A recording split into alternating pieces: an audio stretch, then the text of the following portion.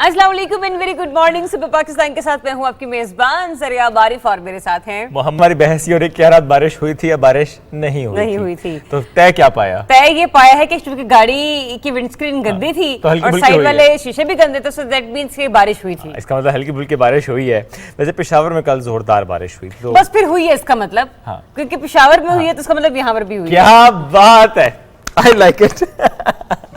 जी कहीं भी बारिश हुई इसका मतलब यहाँ बारिश हुई। नहीं देखो ना, पास है 1.5 से 2 घंटे का तो रास्ता है। जी बिल्कुल तो सही बादल थोड़े से यहाँ पर भी आ सकते हैं। बिल्कुल ठीक कहा आपने। अच्छा वैसे इससे मुझे एक वाकया याद आया। इससे पहले जब मैंने अपना करियर स्टार्ट किया, सो आई वाज अ बैंकर और मैं बैंक में जॉब करती थी, तो मेरे बॉस ने मुझसे कहा कि तुम आज इतनी लेट क्यों आई है। तो मैंने उससे कहा वो हमारे एरिया में बारिश हो रही थी, मेरी जितने भी कलीग्स सब हंस पड़े, कहते तुम कहाँ पे रहती हो जो तुम्हारे एरिया में बारिश। मैंने कहा क्यों, अक्सर ऐसा होता नहीं है कि कभी सड़क के इस पार में बारिश हो रही होती तो उस तरफ नहीं हो रही होती है। बिल्कुल ऐसा हो जाता है। तो सब मुझे फिर डेली पूछा करते थे आज बारिश आज आपके एरिया में बारिश हुई है नहीं, तो आज आपके सेक्टर में बारिश हुई है नहीं, क्योंकि यू नेवर नो ना, सेक्टर जी में हो रही हो, ई में ना हो रही हो, एफ में हो रही हो, तो आई में ना हो रही हो, तो बिल्कुल सही बात है। अच्छा कुछ वैसे ऐसे स्कैटर्ड किस्म के क्लाउड्स होते हैं जो कहीं कहीं पे बरसते हैं। तो आज मौसम कैसा रहेगा इसकी बात जरा पहले कर लेते हैं। चूंकि मुल्क का जो बेशतर हिस्सा है वहाँ पर तो मतलब आलूद रहेगा ये कहा जा रहा है, और शिमाली बलूचिस्तान, खैबर पख्तूनख्वा, कश्मीर, गिलगित बल्तिस्तान तेज़ हवाएं भी चलेंगी, यानी आंधी आएगी, गरज चमक के साथ बारिश का भी इम्कान है। कल भी वैसे शाम में यहाँ मौसम ऐसा बन रहा था। अब इस दौरान जो सेंट्रल पंजाब है, जो सदर्न पंजाब है और जो अपर सिंध है, वहाँ पर भी आपको याद है हम पिछले कई दिन से क्या कहते आए हैं कि गर्मी है, और लेकिन अब खबरें वहाँ से भी कि आंधी वहाँ पर भी चलेगी, गर्द आलूद हवाएं चलेंगी, तवक्को इसकी है। बारिश का चांस वहाँ पर नहीं है, लेकिन बहरहाल वहाँ पर तेज़ हवाएं ज़रूर चलेंगी। बिल्कुल। और अगर स्पेसिफिकली हम लोग इस्लामाबाद के हवाले से बात करें, वफाकी दारुल हुकूमत इस्लामाबाद की, तो यहाँ ज़्यादा से ज़्यादा दर्जा हरारत है वो 34 डिग्री सेंटीग्रेड जो है बताया जा रहा है, लेकिन ये पार्शली थोड़ा क्लाउडी होगा, थोड़ा सा सूरज भी नजर आएगा, थोड़े से बादल भी हमें नजर आएंगे, लेकिन आपने जो है वो ज़्यादा उम्मीदें नहीं बांधनी, लेकिन फिर भी दुआ गो रहना है कि अल्लाह ताला जिस तरह से बाकी इलाकों में कहीं ना कहीं बाराने रहमत के चांसेस हैं, उसी तरीके से इस्लामाबाद में भी ये बादल बरस पड़े। आगे बढ़ते और आगे आपको ये बताते हैं फिक़ह हनफी फिक़ह जाफरी के मुताबिक वफाक़ी दारुल हुकूमत में आज जो है वो तमाम रोजेदार किस वक्त के मुताबिक रोजा इफ्तार करेंगे। तो इस्लामाबाद में फिक़ह हनफिया के मुताबिक 6:46 पर, जबकि फिक़ह जाफरी के मुताबिक 6:56 पर रोजा इफ्तार किया जाएगा। एग्जैक्टली कल इंतहाई सहर, उसका जिक्र भी कर लेते हैं। फिक़ह हनफिया के मुताबिक इस्लामाबाद में 4:03, जबकि फिक़ह जाफरी के मुताबिक 3:57 पर सहर का वक्त ख़त्म हो जाएगा। तो रोजाना के बुनियाद पर 2-3 मिनट आप घड़ियाँ पीछे कर रहे हैं, आई होप सो। ये बड़ा ज़रूरी है वरना लेट हो जाते हैं।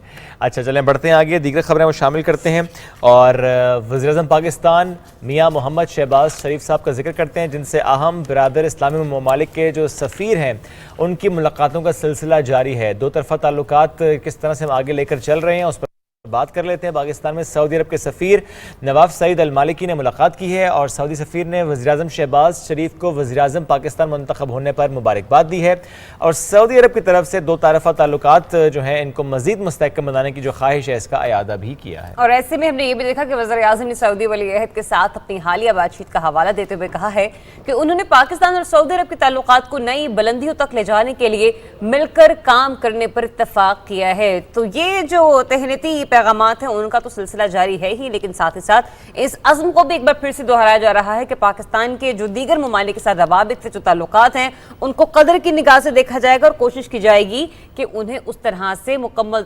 फिरफौर तौर पर मुकम्मल किया जाए। लिहाजा वज़ीर-ए-आज़म ने सऊदी अरब में मुक़ीम पाकिस्तानियों के दोनों ममालिक की तरक्की में भी किरदार को बेहद सराहा है, और उन्होंने सऊदी अरब में मुक़ीम पाकिस्तानियों के फलाह बहबूद और रोजगार के मौके फराहम करने पर सऊदी क़यादत और हुकूमत का शुक्रिया भी अदा किया। अच्छा वैसे मैं एंटिसिपेट कर रहा हूँ जरिए आपके वज़ीर-ए-आज़म पाकिस्तान मियाँ मोहम्मद शहबाज शरीफ साहब जो पहला दौरा करेंगे ना किसी और मुल्क का, वो सऊदी अरब होगा, ये मेरा अंदाज़ा है। अच्छा ये आपका अंदाज़ा है? ये मेरा अंदाज़ा है, क्योंकि माजी में हम देखते आए हैं, बिलखुसूस रमज़ान मुबारक अशरा वो ज़रूर जो शरीफ ख़ानदान है हम देखते आए हैं, एक रवायत रही, उम्रा की अदायगी भी होती है, बिल्कुल और इसमें हम देखते हैं मदीना में भी उनका खासा क़याम रहता है। तो ये मेरी उम्मीद भी है कि क्योंकि अब आखिरी अशरा आने वाला है, 5 दिन बाकी, तो शायद जो पहला दौरा होगा वो सऊदी अरब का, बट लेट्स सी। अच्छा कुछ और मामलात हैं वो भी शेयर करते हैं। वज़ीर-ए-आज़म मोहम्मद शहबाज शरीफ साहब को कतर के अमीर शेख तमीम बिन हमाद अल सानी ने टेलीफोन किया है, और अमीर कतर ने वज़ीर-ए-आज़म शहबाज शरीफ साहब को भी मुबारकबाद दी है, यानी ये सिलसिला تھم نہیں رہا. پاکستان اور قطر ان کے تعلقات مزید مضبوط کیسے ہو سکتے ہیں؟ کن سٹیپس پر ہمیں چلنا ہے تاکہ اور بہتری ہم ان تعلقات میں دیکھیں؟ تو اس پر بھی جو ہے وہ یقین دہانی کرائی گئی ہے. بالکل, اور وزیر اعظم شہباز شریف نے اس پر امیر قطر کا شکریہ بھی ادا کیا ہے اور بڑی بہترین طریقے سے ڈیفینیٹلی یہ گفتگو رہی ہے, کیونکہ ہم اگر مڈل ایسٹ کی طرف نظر دوڑائیں تو وہاں پر بھی سعودی حکومت کے ساتھ, اس کے علاوہ قطر کے ساتھ, بحرین کے ساتھ پاکستان کے بڑے بہترین تعلقات رہے ہیں. اور ساتھ ہی ساتھ اگر ہم شریف خاندان, شریف فیملی کی بات کریں تو ان کے معاملات, ان کی دوستی خاصی ہر ہمیں دور میں, ہر ادوار میں بڑی بہتر نظر آئی, اور مل کر کچھ اہم منصوبے بھی جو ہیں وہ شروع کیے جاتے رہے ہیں. تھوڑا سا آگے بڑھتے ہیں, کچھ پاکستان کے اندرونی معاملات کا ذکر کریں تو پاکستان نے سیکیورٹی اور صحت اور انفراسٹرکچر میں پاکستان افرادی قوت کی فلاح و بہبود کے لیے قطر کے اقدامات کو بھی سراہا ہے, اور وزیر اعظم نے امیر قطر کو جلد پاکستان کا دورہ کرنے کی دعوت بھی دی ہے. تو چلیں جی, ایک طرف آپ یہ اینٹیسپیٹ کر رہے ہیں کہ پرائم منسٹر جو ہیں وہ سعودی عرب کا دورہ کر سکتے ہیں, لیکن ساتھ ہی ساتھ یہاں پر قطر کے جو امیر ہیں ان کی طرف سے بھی دعوت نامہ جو ہے وہ وزیر اعظم صاحب کو بھجوا دیا گیا ہے. لیکن چونکہ مصروفیات بہت زیادہ ہیں, خود سے وہ دورے کر رہے ہیں, مختلف مقامات کے دیکھ رہے ہیں کہ اس وقت وفاق کے دارالحکومت کی صورتحال کیا ہے, تو لیٹس سی کہ وہ اپنے انٹرنیشنل وزٹس جو ہیں وہ کب تک پلان کرتے ہیں. بالکل ایسے ہی ظاہر ہے, ہم ان کو دیکھ رہے ہیں کہ روزانہ صبح 7 بجے سے ان کا جو وزٹس ہیں وہ سٹارٹ ہو جاتے ہیں, میٹنگ سٹارٹ ہو جاتی ہیں, اور ایسے میں ظاہر ہے لیٹس سی کہ آگے کس طرح سے وہ جو باہر ممالک کے وزٹس ہیں اور اس میں دو طرفہ تعلقات ہیں, وہ چاہے خطے کے تعلقات ہوں, وہ چاہے گلوبل ریلیشن شپس ہوں, اس پر ہم دیکھیں گے کہ کس طرح سے آگے بڑھتے ہیں. اچھا, مزید تو ہم سٹوریز کی طرف آگے بڑھیں گی, لیکن سننے میں آ رہا ہے کہ آج یا کل میں باقاعدہ طور پر وفاقی کابینہ جو ہے وہ اپنے عہدوں کا حلف لے گی, تو کیا کیا ایکسپیکٹڈ ہے, کیا کیا لگتا ہے کہ کون کون سی شخصیات ہمیں وفاقی کابینہ میں نظر آ سکتی ہیں؟ اچھا, مجھے سب سے پہلے تو مریم اورنگزیب صاحبہ نظر آ رہی ہیں, آف کورس وہ تو ہر جگہ ہمیں نظر آ رہی ہیں, بیکاز ذرا جو بھی ترجمانی کی ہے وہ انہوں نے کی ہے, تو اس لیے ہمیں زیادہ اس میں آ رہی ہیں. اچھا, مجھے زبیر عمر صاحب کا میں انٹیسپیٹ کر رہا تھا, بٹ اب میں نے سنا کہ وہ نہیں ہے اس میں, but let's see, you never know, چونکہ شاید ہو سکتا ہے کہ ابھی کچھ جو وزراء ہیں وہ حلف اٹھائیں, یعنی ان کے بارے میں اناؤنس کیا جائے, پھر اس میں ایڈ آن ہوتے چلے جائیں, بٹ لیٹس سی.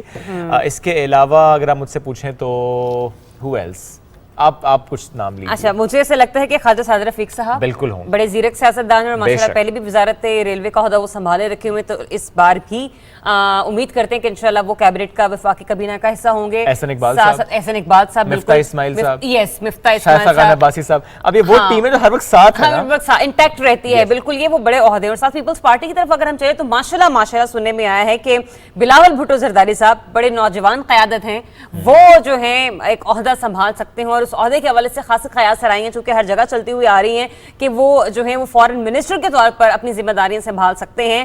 گئے رات تک تو کچھ تجزیہ کاروں کی جانب سے اس بات کی تصدیق بھی ہو گئی ہے, لیکن لیٹس سی کہ جب وہ اپنے عہدے کا حلف اٹھائیں گے تو ڈیفینیٹلی اس نوجوان قیادت کو ہم نوجوان جو ہیں وہ بھی بڑا بھرپور سپورٹ کریں گے.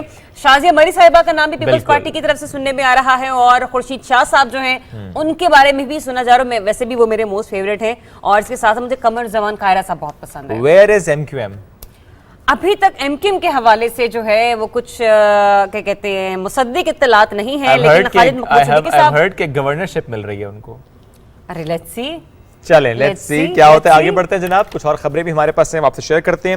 کچھ ایسی شخصیات جو ہم سے بچھڑ گئی ان کو یاد بھی کرتے ہیں. نامور لکھاری ڈرامہ نگار امتیاز علی تاج, ان کا ذکر کریں گے. مداحوں سے بچھڑے 52 برس بیت گئے. ان کی ادبی خدمات اور اس کے حوالے سے ایک رپورٹ ہے, آپ کو دکھاتے ہیں. بے شمار یادگار ڈراموں اور ریڈیو کے نامور لکھاری امتیاز علی تاج نے 13 اکتوبر 1900 کو اتر پردیش کے ضلع سہانپور میں آنکھ کھولی. انہیں بچپن میں ہی گھر سے ادبی ماحول میں اثر آیا. امتیاز علی تاج کے والد مصنف اور والدہ مضمون نگار تھی. زمانہ طالب علمی میں امتیاز علی تاج نے کہکشاں نامی ادبی رسالہ نکالا. وہ گورنمنٹ کالج لاہور کے ڈرامیٹک کلب کے سرگرم رکن بھی رہے. امتیاز علی تاج نے صرف 22 برس کی عمر میں ڈرامہ انارکلی تخلیق کیا, جس نے اردو ڈرامہ میں سنگ میل کی حیثیت اختیار کی. امتیاز علی تاج نے بچوں کے لیے بھی کتابیں تخلیق کی. انہوں نے بہت سے انگریزی اور فرانسیسی زبان کے ڈراموں کا ترجمہ کیا اور یہاں کے ماحول کے مطابق ڈھال لیا. امتیاز علی تاج نے کرتبہ کا قاضی, آخری رات, پرتھوی راج, گونگی, بازار حسن اور نکاح ثانی سمیت متعدد سپر ہٹ ڈرامے تخلیق کیے. इम्तियाज अली ताज आखिरी उम्र में मजलिस तरक्की अदब लाहौर से वाबस्ता रहे और इनकी ज़ेरे निगरानी मुतअद्दिद किताबें शाया की गई। इस अजीम लिखारी को 19 अप्रैल 1970 की रात के वक्त कत्ल कर दिया गया। इम्तियाज अली ताज को इनकी अदबी खिदमात के एतराफ में हुकूमत पाकिस्तान ने सितारे इम्तियाज और सदारती एवार्ड बराए हुस्न कारकर्दगी से भी नवाजा। तो ये रिपोर्ट आपने मुलाहिजा की और इसके साथ ही हम ज़रा प्रोग्राम में आगे बढ़ते हैं और एक अहम मामला है जिसके हवाले से ना सिर्फ आपने गुफ्तगू होगी बल्कि हमारे मेहमान भी हमारे साथ मौजूद होंगे, उनकी भी माहिराना राय जानेंगे कि आबी वसाइल यानी कि वाटर रिसोर्सेज के हवाले से जो मनसूबाबंदी की जा रही है और इंतजामात से मुतालिक जो मजमूई मसाइल हैं उनके हल के लिए इस वक्त क्या जो है वो मामलात जो है वो पेश नज़र हैं और इक़दाम क्या उठाए जा रहे हैं। और जो मौसमी तब्दीली है और जो इस्तेमाल के लिए पानी की नाकाफ़ी दस्तयाबी है, ये एक बड़ा चैलेंज है। हमें ज्वाइन किया प्रोफेसर डॉक्टर शकील खान साहब ने, आप चेयरमैन हैं पंजाब आब पाक अथॉरिटी के। डॉक्टर साहब बेहद शुक्रिया आपके वक्त का। डॉक्टर साहब सबसे पहले ये प्लीज़ बताइएगा कि माहिरीन भी ये कहते हैं कि 10 साल बाद या तो कुछ साल बाद पाकिस्तान में कहत साली हो सकती है, खुश्क साली हो सकती है। तो अब चूँकि ये एंटिसिपेट किया जा रहा है कि चंद साल बाद ऐसा होगा, तो हमने जो गुजर गए कुछ साल, ये 5 साल 10 साल हमने क्या किया, क्या वो किए, वो मेजर्स लिए जो लेने चाहिए थे? बिस्मिल्लाहिर्रहमानिर्रहीम। सबसे पहले तो आपका शुक्रिया कि आपने मौका दिया हमारे नाजरीन को कुछ बताने के लिए, अवेयरनेस के लिए। अभी जो आपका सवाल है कि अगले 25 सालों में 2025 तक जो सुनने में आ रहा है कि वाटर की कहत साली हो रही है और पाकिस्तान जो है जहाँ पे वाटर स्ट्रेस्ड है वो वाटर स्कार्स हो जाएगा, तो उसके लिए क्या इक़दाम किए गए हैं। तो देखिए, इससे पहले मैं थोड़ा सा आपको ओवरव्यू देता जाऊं कि पाकिस्तान की पानी की डिपेंडेंस जो है इस वक्त मोस्टली इंडस बेसन इरिगेशन सिस्टम में, जो इंडस से वेस्टर्न साइड के जो रिवर्स हैं जिसमें आप चनाब और काबुल रिवर है और झेलम है, तो इनके ऊपर डिपेंडेंस है। और टोटल अवेलेबिलिटी हमारे पास 146 समथिंग मिलियन एकड़ फुट है। तो अब देखने में अगर आप देखें कि वक्त के साथ साथ अर्बनाइजेशन हो रही है, पॉपुलेशन बढ़ रही है, इंडस्ट्रियल रिक्वायरमेंट्स बहुत ज़्यादा हो रही हैं, तो क्या हमने पिछले 50-60-70 सालों में उसी पेस से जितनी हमारी पानी की डिमांड है, क्या हमने उसी हिसाब से वाटर रिसोर्सेज की प्लानिंग की ताकि हम पानी को अवेलेबल कर सकें अपने मुल्क के लिए मुख्तलिफ यूजेस के लिए? तो इसका जवाब जो है वो अनफॉर्चुनेटली नहीं में आ रहा है, क्योंकि ज़्यादातर हमारे पाकिस्तान में जो वाटर रिसोर्सेज की या स्टोरेजेस की अगर आप बात करें तो जो डेवलपमेंट हुई है वो हुई है 1960 से लेके और 1975 तक, जिसमें तकरीबन 3 मेजर डैम बने थे और उसके बाद तकरीबन 147 जो है आप कह लें मीडियम और स्मॉल डैम्स बने हैं। ओवरऑल 150 आपका क्या फिगर ले सकते हैं। तो वो बिल्कुल नाकाफी है। आप देखें 75 से लेके 2010 तक तकरीबन कुछ खास जो है डेवलपमेंट नहीं हुई, जबकि दुनिया भर में हमारे हमसाया मुल्क में और बाकी जितने भी हमारे इस रीजन में ममालिक हैं उसमें मुसलसल कोई ना कोई जो है डैमों पे काम होता रहे। और यहाँ पे जो प्रॉब्लम्स था वो सूबों में कंसेंसस नहीं डेवलप हो रहा था। एनीहाउ जो भी एक प्रॉब्लम्स थे, अभी हमने आगे देखना है कि आगे हम क्या कर रहे हैं। तो साहब जरा इस पे थोड़ा सा यहाँ पे भी गाइड हमें कीजिएगा। अभी रिसेंटली जब वज़ीर-ए-आज़म शहबाज शरीफ साहब ने दिया मीरभाषा डैम का दौरा किया है तो उन्होंने कहा कि मुकर्ररा मुद्दत जो है उस मंसूबे की वो तो 2029 बताई जा रही है, लेकिन मौजज़ा होगा कि अगर 2026-27 तक इस पर काम जो है वो मुकम्मल हो जाए। 26-27 तक अगर ये मामलात हो जाते हैं तो पाकिस्तान में वाटर रिसोर्सेज की जो सिचुएशन है वो कहाँ पर स्टैंड करेगी, और अगर ये मामलात 2029 तक जाते हैं तो पाकिस्तान कहाँ पे स्टैंडिंग उसकी राह में नजर आती है? देखिए, भाषा डैम एक मेजर डैम है और इसकी स्टोरेज जो है वो आपको 2026, 27 या 28 इन सालों में अगर कंप्लीट होती है तो वो एक मेजर रोल प्ले करेगी हमारी शॉर्टेज को एड्रेस करने में। तकरीबन इस वक्त हमारे पास 27.3 के करीब मिलियन एकड़ फीट की कमी है, जिसके ऊपर ना सिर्फ भाषा बल्कि आपको ये भी जान के बड़ी खुशी होगी तकरीबन 8 या 9 मंसूबे ऐसे हैं जिनके ऊपर या तो काम हो रहा है और उनमें चंद एक हैं वो ऑलरेडी कंप्लीट भी हो गए हैं। तो यही मैं कहना चाह रहा था कि 2010 के बाद से लेके और अब तक और इंशाल्लाह आइंदा जो रिगार्डलेस ऑफ कोई भी पॉलिटिकल चेंज हो, लेकिन हर गवर्नमेंट ने ये रियलाइज किया है कि इस वक्त इतना क्रूशल है हमारे यहाँ स्टोरेज को एनहांस करने के लिए, उसको इंक्रीज करना। कैसे स्टेप्स लिए जा रहे हैं सर? ये तो डैम से मुतालिक आपने गुफ्तगू की थोड़ा सा बताएगा, ये जो ग्राउंड लेवल है ये जिस तरह नीचे जा रहा है इसको ऊपर लाने के लिए हम क्या कर सकते हैं और क्या हम बाकी कुछ करें? बिकॉज अगर मैं इस्लामाबाद की बात करूँ, यहाँ पर कुछ सेक्टर्स ऐसे हैं सर कि जहाँ पे जिस गली में जाओ आप आजकल वहाँ पर बोरिंग हो रही है, चूंकि पानी का मसला है और इसलिए लोग बोरिंग करवा रहे हैं। अब ज़ाहिर है एक तो ये कि ये क्या इतनी ज़्यादा बोरिंग होना किसी इलाके में उसकी वजह से कोई और मसला तो नहीं होता, ये सिंक होल्स की तरफ तो हम नहीं चले जाते? और दूसरा ये कि ये ग्राउंड लेवल को अब कैसे किया जा सकता है? ये सारा इशू जो है जी वाटर मैनेज के मिसमैनेजमेंट के ऊपर मैं बात करना चाहूँगा, क्योंकि देखिए इतने वाटर लॉसेस हो रहे हैं और कोई वाटर मीटरिंग का कॉन्सेप्ट नहीं है। और साथ ही साथ अगर आप ये देखें, अगर आप ये तो ड्रिंकिंग वाटर की आप बात कर रहे हैं, उसके अलावा अगर आप इरिगेशन में देखें तो वो जो वाटर लॉसेस हो रहे हैं कनाल और डिस्ट्रीब्यूटरी और खाले ऑन फार्म वाटर मैनेजमेंट और इरिगेशन पे अगर आप आए एग्रीकल्चर ग्रोथ के लिए, तो वहाँ पे जो इरिगेशन प्रैक्टिसेस हैं वहाँ पे बजाय इसके कि मॉडर्न जो है टेक्नोलॉजीज का इस्तेमाल किया जाए, जैसे आपने सुना होगा ड्रिप इरिगेशन है, स्प्रिंकलर इरिगेशन है, जो कि उसमें तकरीबन आप 80 to 90% पानी सेव कर सकते हैं। ये कुछ जगहों पर सर ये हो भी रहा है, एक लार्ज स्केल ना सही बट हो भी रहा है। नहीं माशाल्लाह, देखें हर चीज को डार्क साइड पे नहीं देखना चाहिए। हमारे यहाँ एग्रीकल्चर डेवलपमेंट बैंक है जो कि बड़ी और प्लानिंग कमीशन है, ये सारे इदारे बहुत ही मेहनत और तंदुरी से ये काम कर रहे हैं और इस वक्त इतना सीरियसली इन चीज़ों पे काम हो रहा है कि प्रॉपरली वाटर रिसोर्सेज को मैनेज किया जाए, पानी के जो ज़ियान है उसको रोका जाए। और पीने के पानी की अभी आपने जो बात की उसमें मैं सिर्फ आपको लाहौर की एग्जांपल दे देता हूँ कि लाहौर में तकरीबन 1 मीटर हर साल पानी जो है वो नीचे जा रहा था आज से।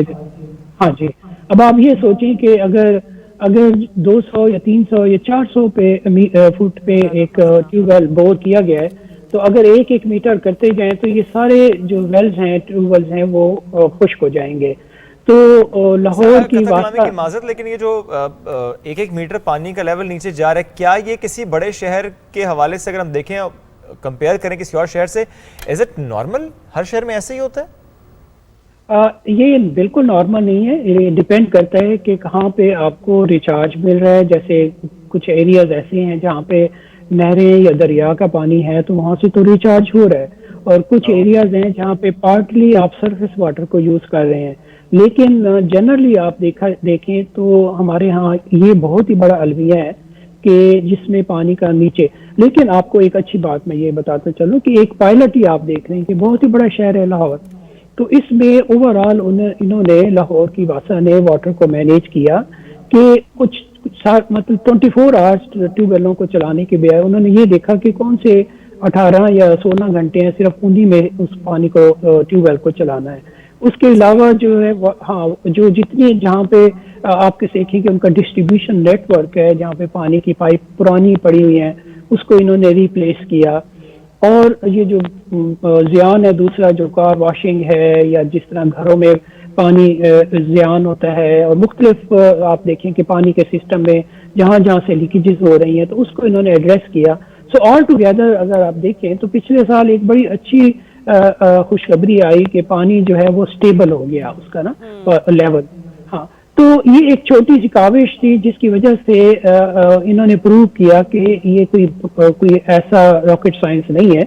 तो अब इसके लिए बहुत ज़्यादा शऊर चाहिए हमारे शहरियों को, और ऑफ कोर्स फेडरल गवर्नमेंट की तरफ से तो ये सारी पॉलिसीज बनती हैं, लेकिन मेजर रोल है प्रोविंशियल गवर्नमेंट्स का है जो पानी के पीने के पानी के मामले में। डॉक्टर साहब जरा यहाँ पर भी थोड़ी सी में रहनुमाई दीजिएगा, क्योंकि ये तो वो चीजें हैं ना जो कि हुकूमती सतह पर या फिर अवामी अफरादी क़ुव्वत की तरफ से आप देखें तो मामलात को बेहतर किया जा सकता है, लेकिन कुदरत का इसमें खासा रोल है। और जो हम मौसमियाती तब्दीलियां देख रहे हैं खत्ते में, तो इस वक्त भी अगर हम देखें तो इस्लामाबाद में भी एक मौसम होता था कि रज के बारिश हुआ करती थी, जिसके बाद हम देखते थे कि हमारी जो नहरें हैं वो भर जाया करती थी, हमारे ہمارے دریا جو ہیں ان کی سطح, ان کا لیول جو ہے وہ تھوڑا سا ذرا بہتر ہو جایا کرتا تھا, ایسا بہت کم دیکھنے کو مل رہا ہے. یہ بھی ایک بنیادی وجہ ہو سکتا ہے؟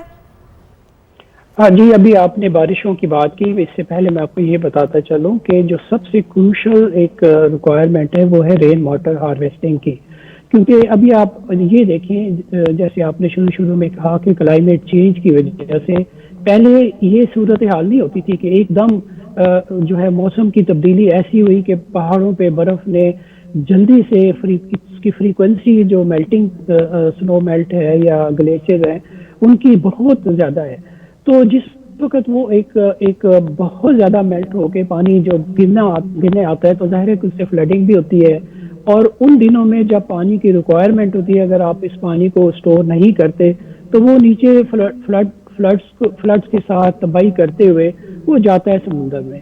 تو اگر ہم لوگ اس رین ہارویسٹنگ کو بھی ایک پلاننگ کے تحت, جس کے اوپر ابھی بہت کام ہو رہا ہے ماشاءاللہ, تو اس پہ ہمیں یہ ہوگا کہ جن دنوں میں ڈراؤٹ ہوگا تو ہمارے پاس کم از کم سٹوریجز ہوئیں گی کہ ہم اس پانی کو جو کہ مطلب کنٹرولڈ ہو کے سارا سمندر میں ضائع ہو جاتا تھا اس کو ہم برے وقتوں میں یوز کر سکتے ہیں. تو یہ تو ایک رین ہارویسٹنگ کی ہے. جو ایک اور چیز میں نے آپ ابھی پہلے بتائی وہ سب سے امپورٹنٹ یہ ہے کہ ہم بیسٹ اریگیشن پریکٹسز کو ہم اڈاپٹ کریں.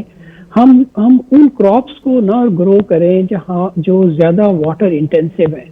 آپ دیکھیں نا کہ اگر آپ بہت زیادہ گنا گرو کرتے ہیں تو یا چاول یا گنا یا ایسی, اور اس کو ایکسپورٹ بھی کر لیتے ہیں, تو ان ادر ورڈز آپ پانی اپنا ایکسپورٹ کر رہے ہیں, دوسرے ملکوں کو دے رہے ہیں. تو جہاں پہ آلریڈی پانی کی کمی ہے تو وہاں پہ ہمیں یہ دیکھنا ہوگا کہ ہم ایسی کراپس اگائیں جو کہ واٹر انٹینسیو نہ ہو. ہمارا کراپنگ پیٹرن ہوتا ہے کہ ہماری ایسی فصلیں اگیں جہاں پہ آپ کی ان پٹس, جہاں پہ سیڈز, جہاں پہ لینڈ لیبلنگ, یہ اس قسم کا پورا ایک ماڈرنائز اگر طریقہ کیا جائے جو کہ بہت زیادہ علاقوں میں پائلٹ بھی ہوا ہے اور ایک میجر اسکیل کے اوپر ڈیولپ بھی ہوا ہے, تو اس طرح کی پریکٹسز کو ہمیں ایکسپینڈ کرنا پڑے گا تاکہ ہمارے پاس ایک ایک بوند پانی کی بچ سکے. اور آپ ڈرنکنگ واٹر کے حوالے سے اگر آپ بات کرتے ہیں تو ہمیں واٹر میٹرنگ کی طرف جانا پڑے گا. ہمیں ایک ماس لیول پہ جو ہے اویئرنیس لوگوں کو دینی پڑے گی کہ یہ کیمپین جو ہے وہ چلانی پڑے گی تاکہ جو ہمارا استعمال شدہ پانی ہے اسے بھی قابل استعمال بنایا جا سکے. اور آنے والے دنوں میں جس طرح سے یہ ڈیمز ہیں یا پھر نہریں ہیں چھوٹی چھوٹی, ان کو بھی ہم جو ہے اس کی بہتری کی طرف آگے بڑھنا ہوگا تاکہ یہ جو فصلوں کو سیراب کرنے کا ایک جو راستہ, ایک جو طریقہ ہے اس میں تھوڑی سی انوویشن لائی جا سکے. بہت شکریہ آپ کا ڈاکٹر شکیل خان صاحب اپنا وقت ہمیں دینے کے لیے. ایک بڑی انٹرسٹنگ سٹوری ہے, ذرا وہ آپ کے ساتھ شیئر کرتے ہیں. خاصی تو آپ نے سوشل میڈیا پر دیکھی ہوگی, لیکن وہ لوگ جو کہ سوشل میڈیا پر اتنے ایکٹیو نہیں ہیں وہ ذرا سپر پاکستان کے پلیٹ فارم سے یہ جان لیں گے کہ سوشل میڈیا پر ایک ویڈیو وائرل ہو رہی ہے اور اس میں ہاتھی کا ننھا سا بچہ پانی کے تیز بہاؤ میں بہہ جاتا ہے. اب یہ ہے چھوٹا سا بچہ لیکن ہے ہاتھی کا, یہ یاد رکھیے گا. ایسے میں ہاتھیوں کا جھنڈ اس ننھے ہاتھی کی مدد کو پہنچتا ہے اور مسلسل کوششوں کے بعد اس ننھے سے ہاتھی کو ریسکیو کرنے میں وہ کامیاب ہو جاتے ہیں. زبردست یہ ویڈیو اس وقت ہم آپ کو اسکرین پر دکھا بھی رہے ہیں کہ جو مشکل پڑی اس ننھے سے ہاتھی پر, یس, تو وہ باقی سارے ہاتھی پہنچ گئے. The mummy elephant and the father elephant and the grandfather elephant. پھپھو ایلیفینٹ, خالے ایلیفینٹ. ہاں, یہاں پہ پھپھو ایسی نہیں ہوتی جو کہتے میں نہیں جا رہی, مجھے مناؤ پہلا, مجھے مناؤ پہلے. ہاں, وہاں پہ جو پھپھو ایلیفینٹ ہے وہ جاتی ہیں اور جا کے خود سے ریسکیو کر لیتی ہیں اور دیکھتی ہیں کہ ان کا جو کہ کہتے ہیں نیفیو ایلیفینٹ جو ہے وہ اس وقت پریشان تو نہیں ہے. تو یہ بڑی مزے کی سٹوری ہے, بچے سے بہت زیادہ انجوائے کر رہے ہیں اور آپ سوشل میڈیا پر کہیں بھی دیکھیں گے ویڈیو جو ہے بڑی پسند کی جا رہی ہے. لوگوں کے مزے کے کمنٹس ہیں, اسی طرح سے ہمارے جو کمنٹس ہیں وہ بھی ہم آپ کے ساتھ شیئر کر رہے ہیں. تو اس طرح کی جو ویڈیوز ہیں نا وہ خاصا کبھی کبھی آپ کا موڈ جو ہے وہ بنا دیتی ہے. زو بس آپ کتنی بار گئے ہیں پھر بچپن میں؟ میں بڑے ہو کے بھی گیا ہوں ویسے. اچھا, وہ تو اپنے بچوں کو لے کے گئے ہوں گے نا. ایسی بات, یہ بات بھی ٹھیک ہے, ہمیں بہت دفعہ زو گیا ہوں. ہاں, تو خیر وہاں پر بھی جب اس طرح کا مجھے ایلیفینٹ دیکھنے کا بہت شوق ہوتا تھا. ہاں, مطلب اب شوق پورا ہو گیا. ہاں, بچپن میں دیکھ کافی ہے تو وہ بڑا ایک انجوائے کیا جاتا تھا. ٹھیک ہے, چلے ایک quick update Pakistan stock market کی بھی آپ کو دے دیتے ہیں. پاکستان اسٹاک ایکسچینج کاروباری ہفتے کا جو آغاز ہوا وہ 100 انڈیکس میں 342 پوائنٹس کے اضافے کے ساتھ اس کے بعد انڈیکس 40,944 پوائنٹس پہ پہنچ گیا. تاہم جو دن کا اختتام ہے وہ اتنا اچھا نہیں ہوا, 46,539 پوائنٹس پر ہوا. اور ملک میں گزشتہ جو کاروباری ہفتہ تھا وہ سیاسی صورتحال اور حکومت کی تبدیلی کے بعد پاکستان اسٹاک ایکسچینج میں ہم نے کاروبار کا ایک نیا ریکارڈ قائم ہوتے دیکھا تھا. اسٹاک مارکیٹ میں ایک ہی دن میں سب سے زیادہ 1700 پوائنٹس کا ریکارڈ اضافہ ہوا تھا. تو اس پر ہم سوچ رہے ہیں کسی دن ہم باقاعدہ پروگرام بھی کریں کہ یہ اتار چڑھاؤ جو ہے بالخصوص یہ پولیٹیکل سچویشن کے بعد کس طرف جا رہے ہیں, چونکہ ہم نے اسٹاک مارکیٹ کو اچھا پرفارم کرتے دیکھا ہے. اس پر کریں گے بات, لیکن ایک اور موضوع بھی ہے ہمارے پاس, تو ہم اب اس کی طرح اور وہ ہے جناب ہمارے پاس کہ ایک تو ظاہر میل ملاقاتوں کا سلسلہ ہم نے پہلے آپ کے ساتھ شیئر کر لیا, لیکن ایک معاملہ اور ہے ہمارے پاس, اور وہ ہے سوشل ورک سے جڑا. جب بات ہم سوشل ورک کی کرتے ہیں اور سوشل ورک میں بالخصوص ہم یہ دیکھتے ہیں کہ اس میں چیریٹی کا ایک اہم ایلیمنٹ ہوتا ہے, تو اس پہ بات کریں گے, لیکن ایک چھوٹی سی بریک لیتے ہیں, واپس آتے ہیں, ساتھ رہیے.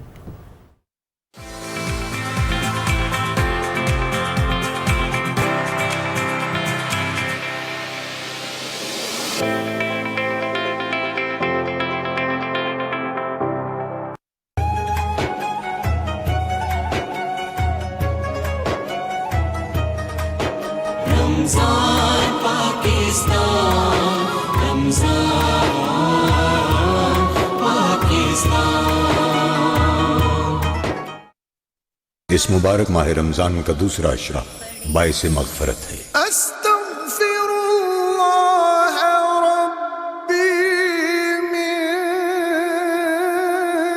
کل ذنب اذنبته واتوب الیہ. اے اللہ میرے گناہوں کو بخش دے اور میری توبہ قبول فرما. جدھر وہ عالی مقام ہوگا.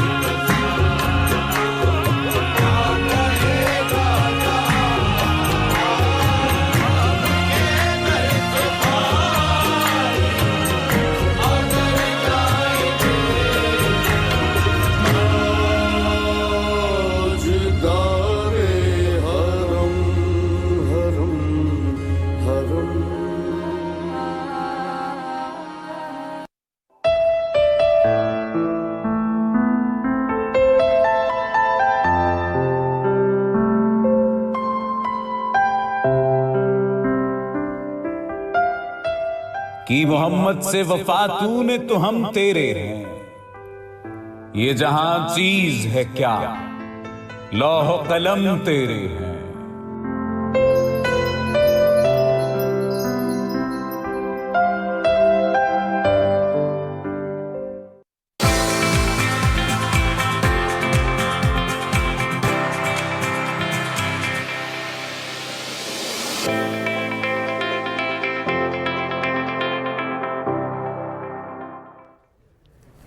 Welcome back after the break. ذرا بات اب ہم چیریٹی کی کریں گے, سوشل ورک کی کریں گے, معاشرے میں اس کی سگنیفیکنس کی کریں گے, چونکہ پاکستان ایک ایسا معاشرے سے متعلق کہا جاتا ہے کہ پاکستانی بڑھ چڑھ کر یہ جو خیراتی کام ہے اس میں حصہ لیتے ہیں, بڑھ چڑھ کر اپنے ان بھائیوں کا ہاتھ تھامتے ہیں جو کمزور ہیں, ان کا ہاتھ تھامتے ہیں جن کو ضرورت ہوتی ہے. اور یہ چونکہ اس لیے بھی ضروری ہے کہ اس کا ادراک ہم سب کو ہے کہ اگر ایک شخص آگے بڑھ جائے گا باقی پیچھے رہ جائیں گے تو یہ درست بات نہیں ہے.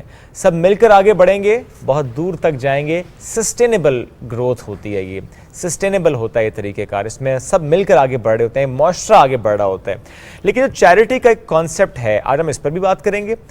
پاکستان میں کتنی چیریٹی ہو رہی ہے کوشش کریں گے اس پر بھی تھوڑی سی گفتگو ہو جائے, اور اس کے ساتھ ساتھ ہمارے دیے گئے عطیات یعنی ہماری دی گئی رقم کہاں خرچ ہو رہی ہے, کن اداروں میں جا رہی ہے, کس کام کے لیے خرچ ہو رہی ہے. کہیں ایسا تو نہیں کہ پیسے ہم دے رہے ہوں کہ اچھا اس سے یہ اسپیسیفک کام ہوگا لیکن کوئی اور کام ہو رہا جو کہ شاید ہم سمجھتے ہوں کہ یہ درست کام نہیں ہے. چونکہ ماضی میں ہم نے دیکھا بھی ہے کچھ ایسی این جی اوز بھی تھیں جن کو بین بھی کیا گیا جو ایسے کچھ کام کر رہے تھے کہ آپ لوگ چیریٹی دے رہے تھے لیکن کام پاکستان کے خلاف ہو رہا تھا. تو یہ بڑا ضروری ہے جاننا کہ جو پیسہ دیا جا رہا ہے وہ کہاں پہ استعمال ہو رہا ہے, کیونکہ یہ آپ کا پیسہ ہے اور ظاہر ہے یہ آپ کسی کو جب دے رہے ہیں تو آپ کو یہ معلوم ہونا چاہیے کہ وہ درست طریقے سے استعمال بھی ہو. تو آج اس پر ہم بات کریں گے, اور اس سے متعلق چند سال پہلے ایک پروجیکٹ تھا, اس کا حوالہ بھی دیتے ہیں. وزارت اطلاعات و نشریات کی طرف سے یہ پروجیکٹ تھا پاکستان پیس کلیکٹیو, اور اس کا بنیادی مقصد یہی تھا کہ جو عطیات کے رقم ہے اس کا غلط استعمال کا جو رسک ہے وہ کم سے کم کیا جا سکے. اور شبیر اوان صاحب اس پروجیکٹ کے سی ای او کے فرائض سر انجام دے چکے ہیں, آج ہمارے ساتھ پروگرام میں موجود ہیں, انہیں ویلکم کریں گے. السلام علیکم سر, کیسے ہیں آپ؟ شبیر انور میرا نام ہے. سوری شبیر انور نام ہے, مائی بیڈ سر. شبیر صاحب تھوڑا سا پلیز یہ بتائے گا یہ جو پروجیکٹ تھا یہ پروجیکٹ ایگزیکٹلی کیا تھا, یہ کسی اسپیسیفک ٹائم فریم میں تھا, ٹائم باؤنڈ تھا, پھر ختم ہو گیا؟ السلام علیکم, thank you very much. Project government کا کوئی بھی ہو وہ ایک اسپیسیفک پیریڈ کے لیے اور پرپز کے لیے ہوتا ہے تاکہ وہ ایک چیز کو سلسلہ شروع کر دے آگے پھر وہ جو کام ہے گورنمنٹ کے مختلف ادارے ٹیک اوور کر لیتے ہیں اور اس کو آگے لے جاتے ہیں. جہاں پہ بھی تھوڑی سی کمزوری محسوس ہو کسی بھی شعبے میں تو وہاں پہ ایک اسپیسیفک پروجیکٹ شروع کیا جاتا ہے اور اس میں کام شروع ہوتا ہے. تو یہ بھی ایک آج سے 8-10 سال پہلے یہ محسوس کیا گیا کہ ہمارے ہاں جو رجحانات ہیں وہ اس طرف جا رہے ہیں کہ ہماری سوسائٹی میں بگاڑ پیدا ہو رہا ہے. ٹھیک, اس میں پرتشدد انتہا پسندی کا ایک ایلیمنٹ تھا جس سے کہ بڑی مسائل پیدا ہو رہے تھے. عدم برداشت کا ایک پہلو تھا. اسی طرح مس یوز آف چیریٹیز کا بھی ایک ایشو تھا. بالکل صحیح. تو یہ کچھ تو ہم آئیڈیا تھا مگر ایگزیکٹ پتہ نہیں تھا کہ کیا چیزیں what is the problem in our society. تو یہ پروجیکٹ شروع اس لیے کیا گیا تاکہ یہ بیسیکلی ایک started off as a research project کہ تحقیق کرے کہ مسائل ہمارے سوسائٹی میں ہے کیا اور تاکہ اس کے بیسس کے اوپر پھر آگے کام شروع کیا جائے. تو جیسے میں نے کہا چیریٹیز کا ایک ایسپیکٹ تھا, ورنہ ہم نے کمپینز ڈیولپ کی تھیں لوگوں کی آگاہی کے لیے, ان کی تعلیم اور تربیت کے لیے, ریسرچ کا کام کیا, اور پھر گراؤنڈ لیول پہ جا کے لوگوں کو نہ صرف یہ ہے کہ ان سے معلومات لیں, ان کو آگاہی بھی دی مختلف چیزوں کی. ٹھیک. تو charity was one of the issues which came up, جو اس کے فیکٹس اینڈ فگر جب ہمارے سامنے آئے تو ضرورت محسوس ہوئی کہ اس پہ کام کرنے کی ضرورت ہے بہت اشد. شبیر صاحب, لیکن جو مسائل کی نشاندہی کی گئی ان میں سے وہ کون سے ایسے بنیادی مسائل ہیں جو کہ آپ کو مطلب یعنی کہ پہلے 3 بڑے زیادہ اچھے طریقے سے ہائی لائٹ ہو سکے ہوں کہ معاشرے میں فی الحال یہ ذرا جو مسائل ہیں یہ اس پہ اثر انداز ہو رہے ہیں؟ دیکھیے, ہمارا ملک کچھ ترقی یافتہ ملک تو ہے نہیں. ہم ترقی کی طرف بڑھ رہے ہیں اور ہماری آبادی بھی بہت زیادہ بڑھ رہی ہے. جتنی ہم پلان کرتے ہیں کہ اس چیز کا, اگر 10 آدمیوں کے لیے پلان کرتے ہیں تو پتہ لگتا ہے کہ ایکچولی جب پلاننگ شروع ہوئی ہے تو کام شروع ہوا ہے تو 20 بندوں کے لیے کام کرنا پڑ رہا ہے. تو وہ ریسورسز آپ کو مینیج کرنے بڑے مشکل ہو جاتے ہیں. صحیح, پہلا مسئلہ تو یہ آ گیا ریسورسز کو یہ ایشو ایک ہے جو کہ ہمیشہ سے رہا ہے ہمارے ہاں. اور پھر ہم نے وسائل کو صحیح استعمال بھی نہیں کیا اپنے مختلف کاموں کے لیے. آدھا کام ہوتا تھا اور رک جاتا تھا تو نیا پروجیکٹ سٹارٹ کر دیا جاتا تھا, اور اس کے بعد اگر کوئی سیاسی تبدیلی آ گئی, نیا ایک کام شروع ہو گیا, پھر وہ آگے سے تو کوئی بھی ایسی تسلسل نہیں رہا ہماری ڈیولپمنٹ میں یا سوشل بیہیویئر چینج کے لحاظ سے بھی دیکھا جائے تو, کہ ہم نے لوگوں کو اگر ایجوکیٹ کرنے کی کوشش کی کسی بھی ایشو کے اوپر, سماجی ہو, سیاسی ہو یا اقتصادی ہو, اس میں بھی تسلسل نہیں رہا. تو جب تک تسلسل نہ رہے, اب آپ نے یہ بات کی ہے اس پروجیکٹ کے بارے میں, تو جب یہ پچھلے سال یہ پروجیکٹ ختم ہوا تھا میں نے اس وقت ایک ریکویسٹ کی تھی گورنمنٹ سے کہ میں کیا آپ ہم لوگوں کو بیچ میں سے ہٹا دیں، بے شک اگر آپ نہیں پسند کرتے کسی کو، مگر یہ جو کام ہے یہ بڑا امپورٹنٹ ہے، اٹس اے نیشنل سگنیفیکنٹ کا کام ہے، سگنیفیکنٹ کا کام ہے، تو دس شوڈ کنٹینیو. بٹ ہر ایک گورنمنٹ کی اپنی پرائیورٹیز ہوتی ہیں. دیرفور وہ جو تسلسل جیسے میں نے کہا اگر جب تک نہیں ہوگا تو ہمارے یہاں ایک اچھا پازیٹیو چینج آ جائے سوسائٹی میں پاسبل نہیں ہے. آپ ترقی یافتہ ملکوں کو دیکھیں، وہ ان کے کام چلتے جاتے ہیں، چاہے کوئی بھی حالات ہوں، کوئی بھی سیاسی معاملات ہوں، ان کے جو پبلک ویلفیئر کے پروگرامز ہیں وہ کبھی بھی نہیں رکتے. So that is one of the issues that تو سر ایسی کوئی انفارمیشن ہے جس سے یہ ہم معلوم کر سکیں کہ جو پاکستان میں چیریٹی جو ہے وہ ڈونیٹ کی جاتی ہے اس کی شکل میں کتنی رقم اکٹھی ہوتی ہے، یا یہ ایک معیار رکھا گیا ہے اور اس کے بعد ڈونیشنز آگے جاتی ہیں اوور آل اگر ہم لوگ بات کریں؟ میں again I go back to what was the outcome of the research that was conducted, کہ جو ریسرچ تحقیق کی اس میں کیا چیزیں سامنے آئیں. اس وقت کیونکہ ہمارا زیادہ توجہ انتہا پسندی کی طرف بھی تھا تو ہم اس سائڈ سے بھی ایسپیکٹ کو دیکھ رہے تھے. تو جو پہلی ریسرچ ہماری فائنڈنگز آئی ہیں 2014-15 میں، تو اس میں تھا کہ جی پاکستانی تقریباً 540 ارب روپیہ دیتے ہیں چیریٹی کے مادے سالانہ 540 ارب. اس کے بعد اس میں اور کس ایئر کی بات کر رہے ہیں سر آپ؟ 2014-15 کی. ٹھیک ہے. اور یہ اس میں یہ کھالیں شامل نہیں ہے جو ہم قربانی کی کھالیں دیتے ہیں سر، کیش ڈونیشن ہے یہ تو کیش ڈونیشن یا کائنڈ ڈونیشنز بھی ہیں اس میں، بٹ یہ وہ قربانی کی کھالیں یا وہ that is not part of it. 2017-18 میں جب ہم نے دوبارہ ریسرچ کی، then this was a nationwide research, the biggest ever conducted, اس سے پہلے اتنا کام نہیں ہوا تھا. اس میں فگر 562 ارب پہ چلا گیا، 652 ارب پہ چلا گیا. اب ہو سکتا ہے اس سے بھی زیادہ ہو اگر آپ کوئی ریسرچ کرے موجودہ حالات میں، تو maybe that's the alarming thing in that was کہ 30% آف اٹ جو چیریٹی تھی ہمیں پتہ ہی نہیں تھا کہاں جا رہی ہے. کچھ تو اداروں کو جا رہی تھی مختلف یا اچھے کاموں پہ، 30% واز یو کین سے میں اتنا کہوں گا ڈوبیس آرگنائزیشنز کو جا رہی تھی جن کے بارے میں نہیں پتا تھا یہ کون ہے، جو صرف پیپر ورک پر تھیں کاغذاتی طور پر، اس کے علاوہ آپ کو پتہ معلوم نہیں تھا، جو کہ پھر بعد میں اداروں کو ساتھ ہم نے شیئر کیا تو آگے کام ہوا اس کے اوپر. 5% آپ کے یہ لوگ لے کے جا رہے تھے، یہ جو بیگرز ہیں آپ کے 5%، which means کہ they were dumping money. Beggars کیا کرتے ہیں؟ they are not using that money، وہ سرکولیشن میں نہیں آتا. دیٹ آپ یہ سمجھیں کہ دیٹس اے ڈیڈ منی جو بیگرز آپ کے لے جاتے ہیں. اور ہم جو چیریٹی دینے والے ہیں کبھی کسی نے سوچا ہی نہیں. ہم سوچتے ہیں کہ ایک پیسہ آپ نے ڈال دیا، ہم نے اپنا فرض پورا کر دیا، دیٹس اوور. اور اس میں کچھ ایسے ادارے بھی سر سامنے آ رہے تھے جہاں پہ جو چیریٹی کی مد میں تو خاصی رقم لے رہے تھے، لیکن یہ معلوم نہیں ہو رہا تھا کہ وہ لگا کہاں پہ رہے ہیں پیسہ. ایگزیکٹلی یہ اب دیکھیں نا، اب کیونکہ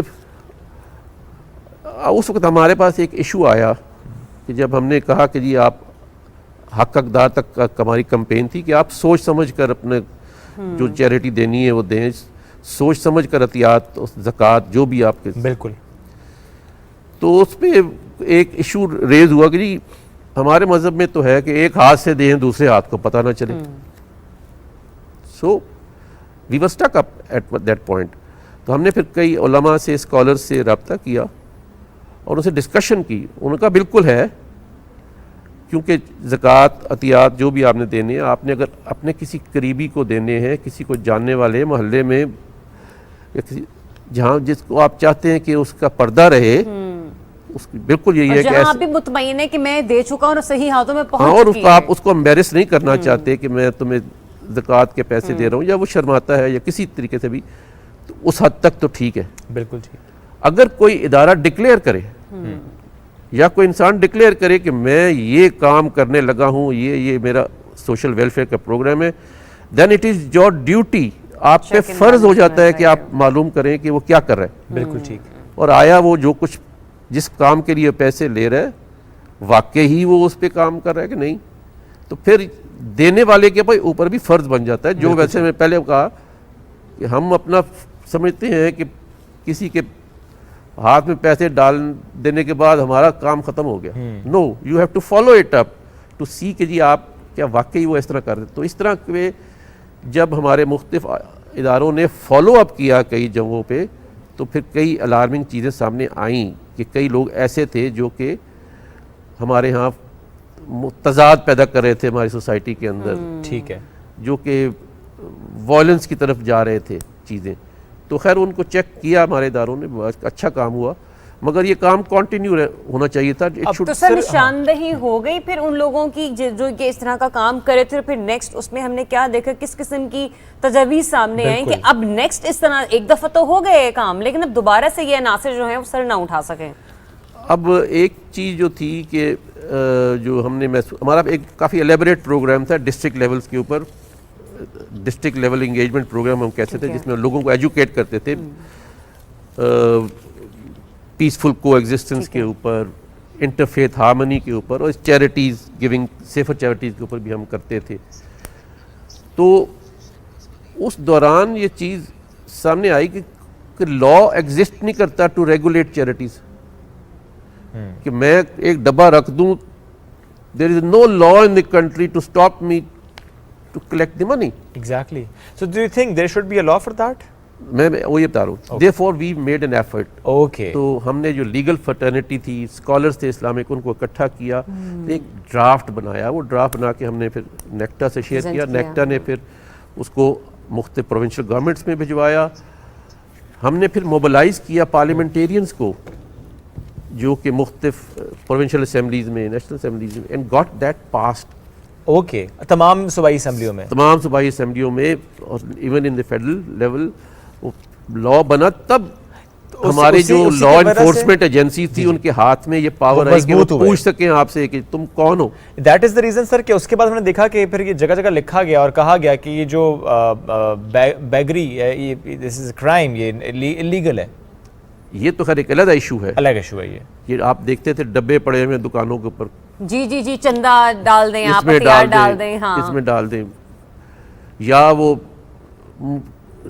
رسیدیں بنا کے بندے آتے, ہم وہاں پہ ایک سکول کھول رہے ہیں, وہاں ایک مدرسہ کھول رہے ہیں. اب اس پر سر ذرا وضاحت دیجیے گا, ابھی کرنٹلی کیا سچویشن ہے؟ ابھی بھی تو یہ لوگ آتے ہیں اور کہتے ہیں کہ ہم کسی اور شہر میں مدرسہ کھول رہے ہیں. ہم نے اس وقت ایک کمپین شروع کی تھی کہ ہم نے کہا سمپل ایک سوال کریں ان سے, جی جی, کہ آپ اپنا شناختی کارڈ ذرا ہمیں دکھا دیں, ہمیں نمبر دے دیں, اپنا کانٹیکٹ نمبر دے دیں, اتنا پوچھ لیں. باقی تو چھوڑے نا کہ آپ تحقیق کریں کہ آپ کون, کہاں سے آئے ہیں, آلدو وہ بھی آپ کے فرض ہے.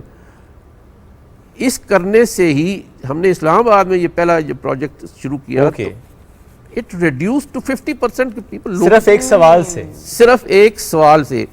باقی اگر آپ تحقیق کرنا چاہیں یا مزید آگے بڑھنا چاہیں تو اس کا اور فوائد ہے. سر وہ میتھڈ جو ہے وہ ابھی بھی کارآمد ہے, اور کیا ابھی بھی استعمال کیا جا رہا ہے یا نہیں؟ ڈیفینیٹ. دیکھیں, آپ جب بھی آپ سے کوئی سوال جواب کرے گا تو آپ اگر صحیح ہوں گے تو جواب دیں گے, بالکل ایسے ہی ہے, ورنہ آپ کوشش کریں گے لیفٹ رائٹ دائیں بائیں گھومنے کا. سمپل اس کا مطلب ہے کہ سر کوئی چندہ مانگنے آئے تو صرف پوچھا جائے کہ آئی ڈی کارڈ دکھا دیں اور موبائل نمبر لکھوا دیں. ہاں, ہم تسلی کریں گے اپنی, پھر آپ کو دے دیں گے, بعد میں آ جانا.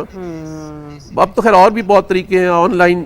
اب تو بہت سارے جو اچھے چیریٹی میں کام کرنے والے ادارے ہیں وہ آن لائن کا سب کچھ اویلیبل ہے, چھوٹے بھی اداروں کا, بڑوں کا بھی. آئی ایم آلسو ورکنگ, میں بھی تو ایک ادارے کے لیے کام کر رہا ہوں جو کہ اس لیے کر رہا ہوں کہ قائد اعظم نے بنایا تھا. That was the only probably institution جو قائد اعظم نے اپنے ہاتھ سے بنایا. یہاں پنڈی میں ادارہ ہے, میں نام چاہیں تو لے سکتا ہوں, بٹ انجمن فیض الاسلام کے لیے میں جاتا ہوں کئی دفعہ, تھوڑا بہت ان کے ساتھ ہاتھ بٹاتا ہوں. ماشاءاللہ, دل میں یہی ہے کہ قائد اعظم نے بنایا. کیا بات ہے. تو any how one has to take up as a mission. جب مشن کے طور پہ آپ کچھ کام کریں گے تو ڈیفینیٹلی اس کے آپ لوگ خود بخود آپ کی طرف آئیں گے, آپ کو چیریٹی بھی دیں گے, اس میں حصہ بھی لیں گے. اور پھر ہم چیریٹی سمجھتے ہیں صرف پیسوں کو. منی از ناٹ چیریٹی alone. جب آپ اپنا ٹائم دیں کسی جگہ کسی اچھے کام کے لیے, that is also a charity. بالکل صحیح بات ہے, اپنے نالج بھی آپ اگر بلڈ ڈونیٹ کرتے ہیں that is also a charity. True. So they are very, آپ بچوں کو مفت پڑھاتے ہیں یا ان کو ہوم ورک کراتے ہیں جو کہ غریب بچے ہیں جن کو نہیں پتا, that is also, so there are various forms of charities. یہ تو خیر ہم بہت اسپیسیفک ہو گئے تھے کہ پیسے اکٹھے ہونے اور آگے ان کو غلط استعمال ہونا یا جو کچھ, but charities have various forms and we have to create awareness among the people. لوگوں کے اندر جذبہ پیدا کرنے کی ضرورت ہے کہ وہ آگے بڑھیں اور سوسائٹی میں بیہیویئر چینج لائیں. Exactly. People should start thinking in the way that they should be committed to bring about a change in ہمارے سوسائٹی کو ضرورت ہے اس وقت, بالکل خاص طور پہ موجودہ حالات میں, کہ ہم لوگوں کی تربیت کریں. تربیت کی طرف ہماری توجہ نہیں ہے. یہ بڑا اچھا آپ نے سر, میں کہوں گا کہ بالکل یہ جو جملے تھے نا آپ کے کہ جب چیریٹی کی ہم بات کرتے ہیں تو صرف پیسہ چیریٹی نہیں ہے. آپ نے جب سوسائٹی میں چینج لے کر آنا ہے تو اس کے لیے پھر آپ کسی بھی قسم کی چیریٹی کر سکتے ہیں. بالخصوص آپ نے ذکر کیا بچوں کی تعلیم, اس سے اچھا کچھ ہو نہیں سکتا سر. ظاہر ہے سوسائٹی میں تب چینج آتا ہے جب آپ بچوں کو پڑھاتے ہیں. بچے اسپیشلی جو آؤٹ آف اسکول چلڈرن ہیں ان کو ہم اس دھارے میں لے کر آتے ہیں. تھینک یو ویری مچ, بڑا اچھا لگا آپ سے بات کر کے. بالخصوص چیریٹی پہ ہم ذرا اسپیسیفک ہو گئے تھے چونکہ ظاہر وہ بھی ایک اہم ایشو رہا ہے پاکستان کا.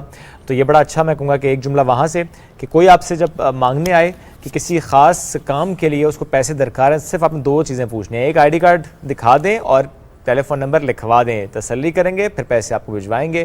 تو اگر وہ ایک صحیح کام کر رہا ہوگا, درست راستے پر ہوگا, تو آپ کو ضرور ڈیٹیلز شیئر کر لے گا. اور دوسرا یہ کہ جس بھی انداز سے آپ سوسائٹی کے لیے کنٹریبیوٹ کر سکتے ہیں وہ ضرور کیجئے. ایک چھوٹی سی بریک کی طرف بڑھ رہے ہیں, نیوز بریک, واپس آتے ہیں, ساتھ رہیے.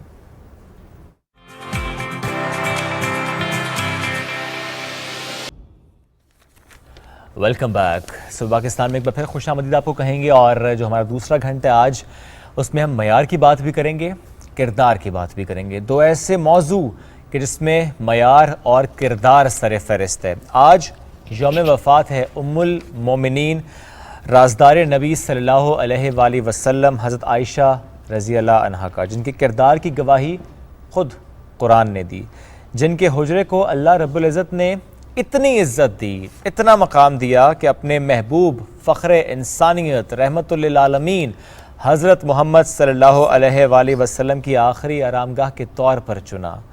نبی صلی اللہ علیہ وآلہ وسلم کی سیرت سے متعلق اگر ہم بات کریں, ذرا حضرت عائشہ سے بہت سی احادیث جو ہیں وہ ان کی راوی ہیں, اور کیسے معاملات تھے زندگی کے حضرت عائشہ نے اس سے متعلق, ان سے پھر کہوں گا کہ بہت سی حدیث ان سے جو ہے وہ راوی ہیں. ایک اور جو موضوع ہے ہمارا وہ بھی آج کردار سے جڑا ہے. یہ بدر کا میدان ہے, اور یہاں کے دن جہاں کہنا چاہیے کہ اللہ نے یہ اصول واضح کر دیا کہ کردار تعداد پر بھاری رہتا ہے. کردار ہوتا ہے جس کا وار ہوتا ہے, پھر تعداد نہیں دیکھی جاتی. بالکل. اور آج 17 رمضان المبارک ہے, تو اس سلسلے میں تاریخ اسلام کا وہ یادگار دن جو ہے وہ آج ہم آپ کے ساتھ ضرور شیئر کریں گے, جب اسلام اور کفر کے درمیان پہلی جنگ ہوتی ہے. اور اس میں ہم کیا دیکھتے ہیں کہ اس فیصلہ کن جنگ میں جس میں کفار قریش کی طاقت کا گھمنڈ خاک میں ملا دیا جاتا ہے. ساتھ ہی ساتھ اس غزوہ بدر کے حوالے سے حضور اکرم صلی اللہ علیہ وآلہ وسلم نے ایک فیصلہ کن مارکہ قرار دیا اس معاملے کو, اور قرآن مجید نے اسے یوم الفرقان سے تعبیر کر کے اس کی اہمیت کو واضح کر دیا.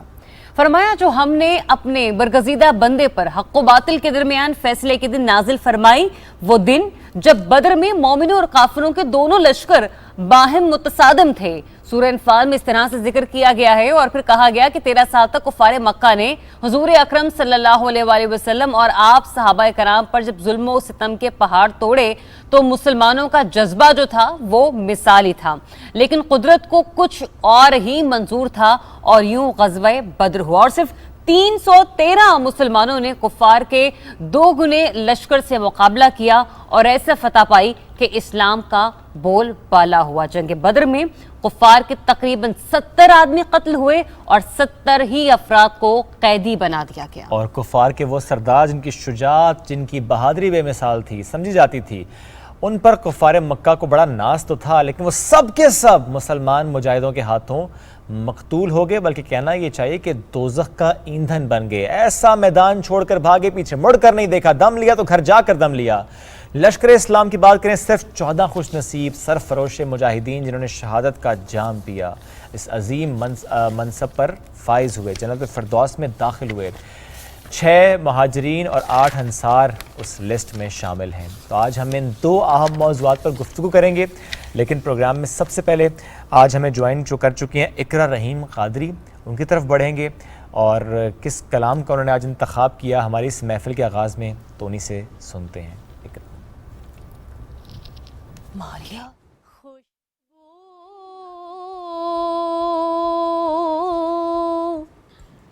ہے دو عالم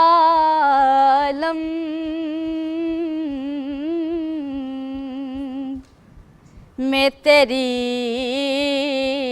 اے گل چیدہ خوشبو ہے دو عالم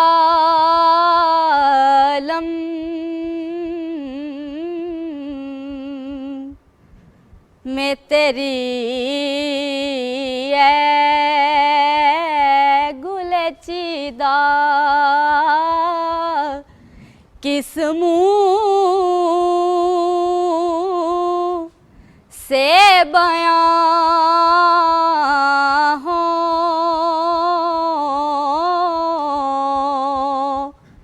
تیرے اوصاف حمیدہ تجھ سا کوئی آیا ہے نہ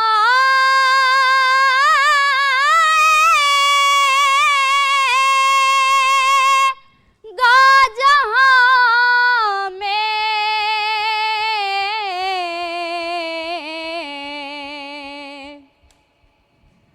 تجھ سا کوئی آیا ہے نہ گا جہاں میں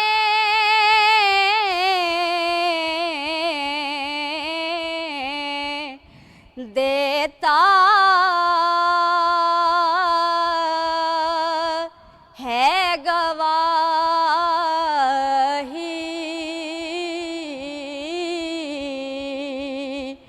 یہی عالم کا جریدہ دیتا ہے گواہی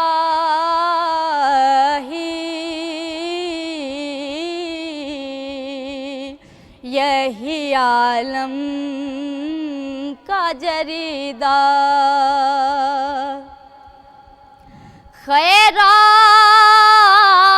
خیرات مجھے اپنی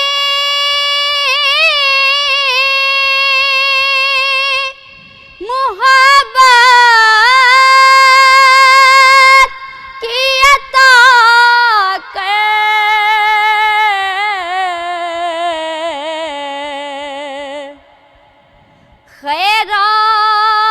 خیرات مجھے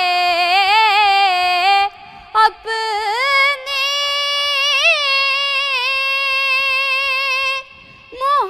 محبت کی عطا کر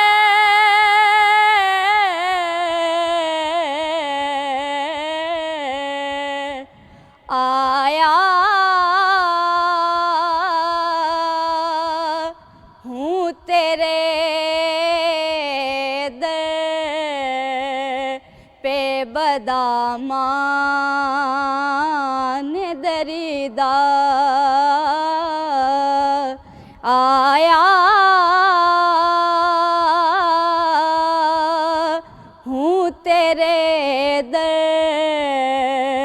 پہ بدامان دریدہ یوں دور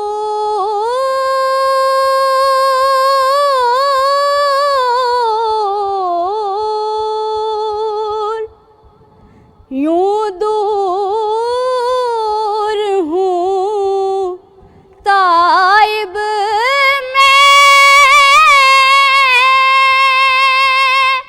حریم نبوی سے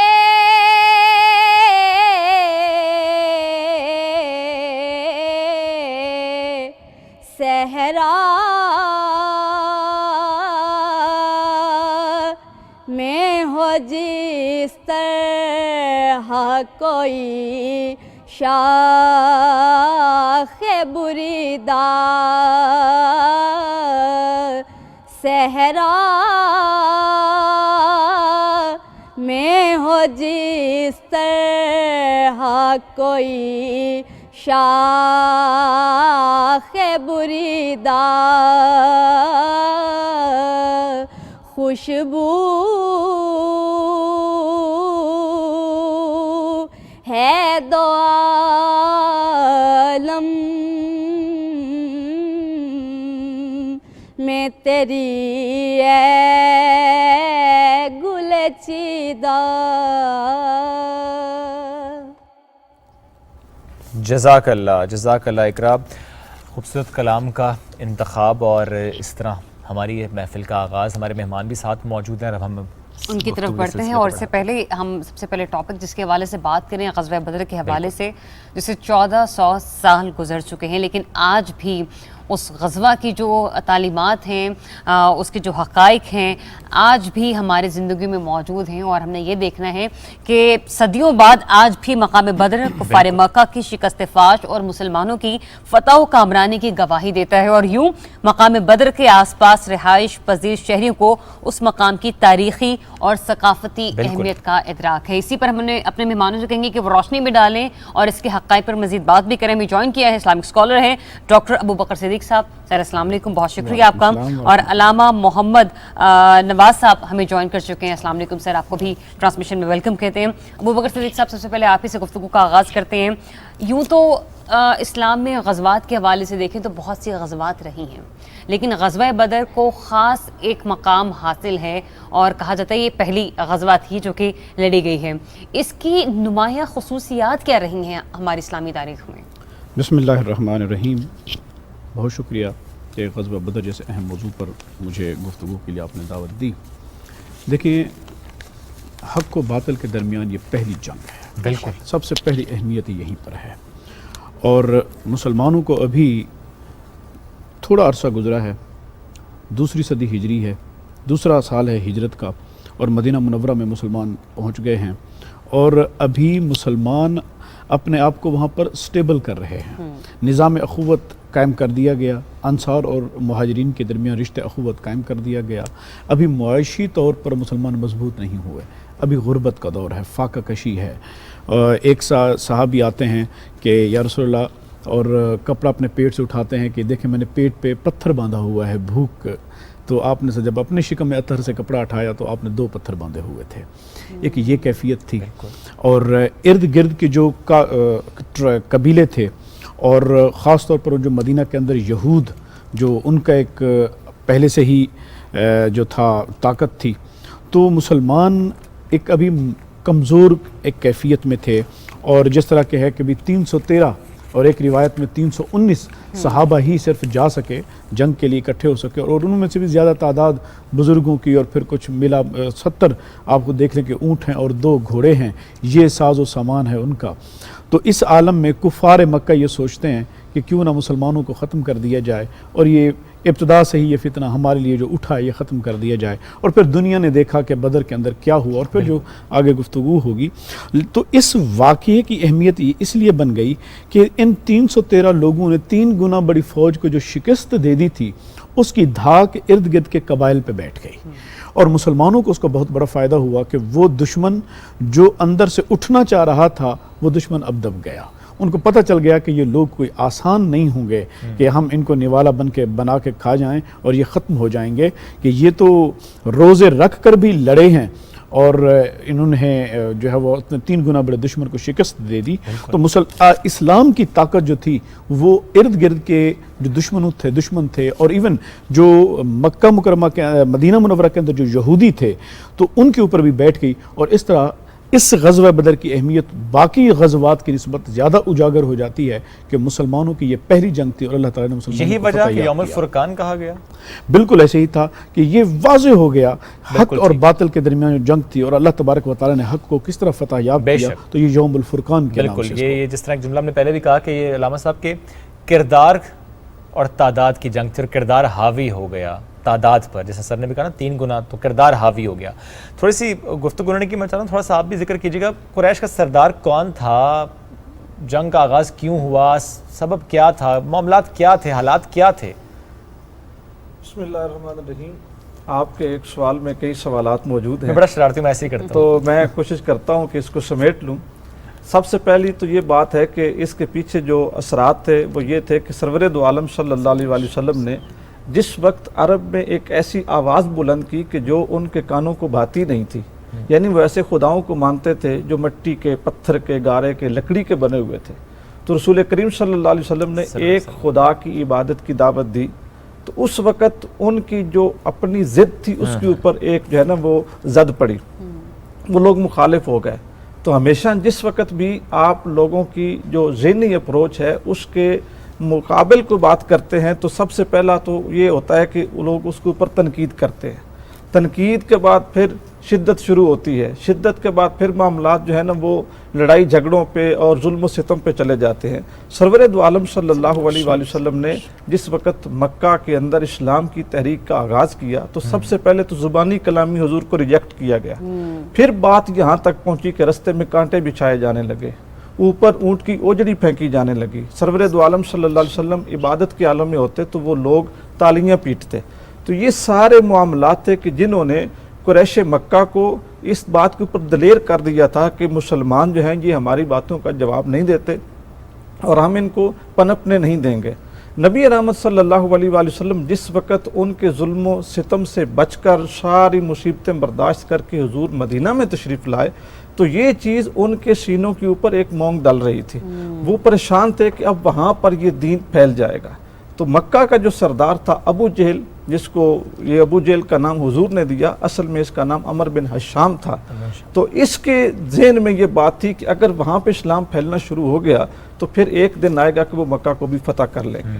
تو ابو جہل یہ سب سے بڑا دشمن تھا اسلام کا، جو آپ نے یہ بات کہی کہ کفار مکہ کا سردار کون تھا، اسی نے ہی جنگ بدر کو لیڈ کیا تھا، اور اس کو روکنے والے بھی کئی لوگ تھے، کئی لوگ قریش میں سے تھے، سرکار دو عالم صلی اللہ علیہ وسلم کے خاندان میں سے بھی تھے اور مکہ کے کئی اور سیانے لوگ بھی تھے، چونکہ ان کے ذہن میں یہ تھا، بلکہ یہ بات ایک حد تک سچ تھی کہ سرور دو عالم صلی اللہ علیہ وسلم اس قافلے کو جو ہے نا وہ اپنے قبضے میں لینا چاہتے تھے، جس میں پورے کفار مکہ نے اپنا مال اس نیت سے لگایا ہوا تھا کہ وہاں سے جو انکم ہوگی ہم اسلام کے خلاف خرچ کریں گے۔ تو ابو جہل نے کہا کہ ہم ان کو سرپرائز دیتے ہیں، قافلہ بھی بچاتے ہیں اور ان کے اوپر حملہ بھی کر دیں گے۔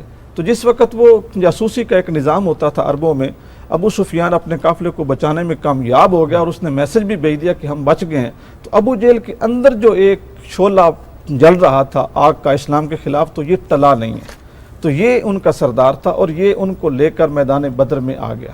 سرور دو عالم صلی اللہ علیہ وآلہ وسلم جس وقت آپ بھی میدان بدر میں اس کے سامنے جب جنگوں کا اپنا میدان بدر میں جب کفار کے ساتھ آمنا سامنا ہوا، تو جس طرح بکر صدیق صاحب فرما رہے تھے کہ وہاں پر تو پھر کوئی تعداد ہی نہیں تھی ایسی کہ جس کے ساتھ مقابلہ کیا جائے، نہ ہتھیاروں میں، نہ ہی جنگجوؤں میں، اور نہ ہی مطلب فوج میں، یعنی ایک طرف 2 گھوڑے ہیں، دوسری طرف کثیر تعداد ہے، ایک طرف جو ہے وہ 313 صحابہ ہیں، دوسری طرف ہزاروں کی تعداد ہے، ایک طرف صرف 70 اونٹ ہیں، دوسری طرف 700 اونٹ ہیں، ایک طرف صرف 8 زرے ہیں۔ آپ حیران ہوں گے کہ 313 اصحاب کے پاس صرف 8 تلواریں تھیں لڑنے کے لیے۔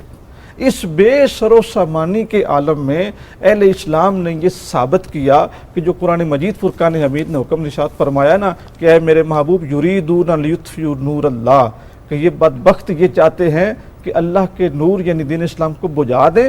واللہ متم نورہ. یہ 8 تلواریں، یہ تھوڑے سے گھوڑے، یہ تھوڑے سے جنگجو، یہ انشاءاللہ ایسا کارنامہ سر انجام دیں گے کہ اللہ کا دین اور اللہ کے محبوب کی شریعت قیامت تک لوگوں کے لیے باقی رہے گی. وہ جس طرح کسی نے کہا تھا کہ نور خدا کفر کے نور خدا ہے خندہ زن کفر کی حرکت پہ، وہ جو کہ میں یہاں پہ چراغ بجھایا نہ جائے گا.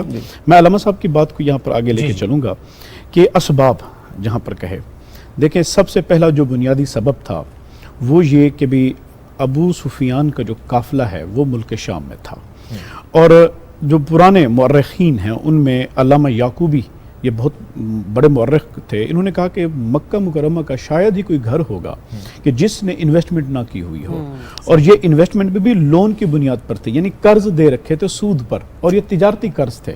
یہ کوئی ذاتی ضروریات کے قرض نہیں تھے، تجارتی قرض تھے، سود پہ دے رکھے تھے. اور پھر اس قافلے کو خطرہ محسوس ہوا ابو سفیان کو کہ میں واپس جاؤں گا، چونکہ ہمارا جو راستہ ہے وہ مدینہ سے ہو کر گزرتا ہے تو لاسٹ پہ. تو پھر اس نے ایک آدمی کو بھیجا کہ جاؤ میرے لیے کہ سیکیورٹی دستہ جو ہے ابو جہل اور ابو لہب سے کہیں کہ مجھے ارینج کریں. تو وہ یہاں پہ آیا تو اس نے ایگزیجریشن کا سے کام لیا، اور اس نے باقاعدہ اپنے اونٹ کی جو تھی وہ کان کاٹا اور خون آلود، اس نے کہا کہ ایسے لگا جیسے حملہ ہو گیا. تو لوگ اپنی انویسٹمنٹ کو بچانے کے لیے پھر نکل کھڑے ہوئے. دوسرا یہ تھا کہ جو مسلمان تبلیغ کرنا شروع ہو گئے تھے، جنوب کی مدینہ کے جنوب میں علاقہ جو تھے یمن، ان کے سردار جو تھے وہ اسلام قبول کرنا شروع ہو گئے، اور انہی کی توسط سے ایک جو تھے بحرین کے سردار، انہوں نے بھی اسلام قبول کیا، اور وہ مسلمانوں کی طرف آنا چاہ رہے تھے لیکن قریش مکہ نے ان کو راستے میں روک لیا. تو یہ بات بھی مسلمانوں کے لیے واضح ہو گئی تھی کہ اب جب تک یہ کفر ختم نہیں ہوگا تبلیغ کا کام کرنا آسان نہیں رہے گا. اسی دوران ایک اور بھی واقعہ پیش آیا، اور وہ یہ تھا کہ حضور نبی رحمۃ اللہ علیہ وسلم کی چراگاہ پر کفار نے حملہ کیا، اور وہ آپ کے مال مویشی لوٹ کر لے کے گئے تھے.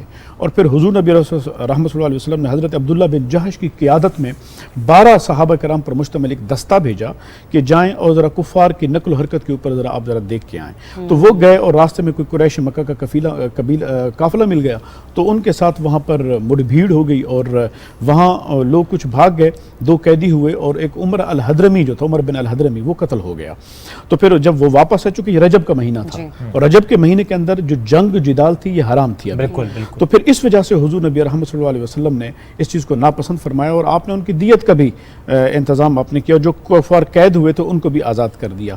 تو یہ وہ ساری چیزیں مل کر جو تھیں، لیکن اس جلتی پر جو تیل چھڑکنے کا کام کیا تھا وہ ابو سفیان کے قافلے نے کیا تھا، اور اسی کو بنیاد بنا کر جو تھے وہ اٹھے، اور وہ قافلہ چل نکلا، اور پھر وہ بدر کی طرف نکلے، اور پھر حضور نبی رحمۃ اللہ علیہ وسلم اور جو کفار تھے وہ بدر کے مقام پر اکٹھے ہوئے. علامہ صاحب آپ کی طرف آئیں گے، یہ بتائے گا یوں تو تعداد میں مسلمان بہت کم تھے، لیکن خدا پر توکل تھا، نبی پر ایمان تھا. اس کے باوجود یہ وہ پہلی غزوہ کو اس لیے بھی یاد کیا جاتا ہے کہ خدا کی طرف سے، آسمان کی طرف سے غیبی جو ہے وہ مدد کی گئی تھی. اور آج بھی مسلمان جب دعا میں ہاتھ اٹھاتے ہیں تو کہتے ہیں اللہ تعالیٰ ہماری غیبی مدد فرما، ویسے جیسے تو نے اپنے پیاروں کی غزوہ بدر میں مدد فرمائی. وہ کون سے غیبی امداد تھی جو مسلمانوں کو حاصل ہوئی؟ سب سے پہلے جو آپ نے بات کہی کہ تعداد میں تھوڑے تھے اور زیادہ پہ غالب آ گئے، قرآن مجید فرقان حمید نے اس کے متعلق بھی ارشاد فرمایا کم من فیۃ قلیلۃ غلبت فیۃ کثیرۃ باذن اللہ، کہ کتنے ہی انسانی تاریخ میں ایسے لشکر ہیں جو تعداد میں تھوڑے ہیں لیکن اللہ کی مدد اور نصرت کی بنیاد پر وہ اکثریت پہ غالب آ گئے. تو یہ صرف اسی موقع پہ نہیں ہوا، اس سے پہلے بھی تاریخ میں ہوا ہے. لیکن جنگ بدر میں اس کی مثال ایک اتنی خوبصورت ہے کہ سرور دو عالم صلی اللہ علیہ وسلم کے لیے جس وقت ایک چھپر لگایا گیا، اور اس کو جو جدید دور ہے یا جو جدید لینگویج ہے، اس میں آپ اس کو سرور دو عالم صلی اللہ علیہ وسلم کا میدان بدر میں ہیڈ کوارٹر بھی کہہ سکتے ہیں. حضور وہاں سے بیٹھ کے جنگ کا مشاہدہ کر رہے تھے اور صفوں کی ترتیب اور سارے معاملات دیکھ رہے تھے.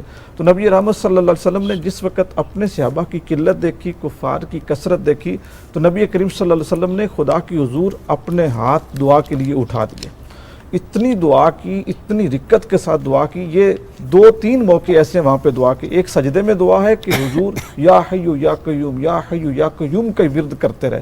حضرت علی المرتضیٰ کہتے ہیں کہ میں 3 بار جنگ سے پلٹ کے آیا تو حضور سجدے میں ہی تھے اور یا حیو یا قیوم کا ورد کر رہے تھے.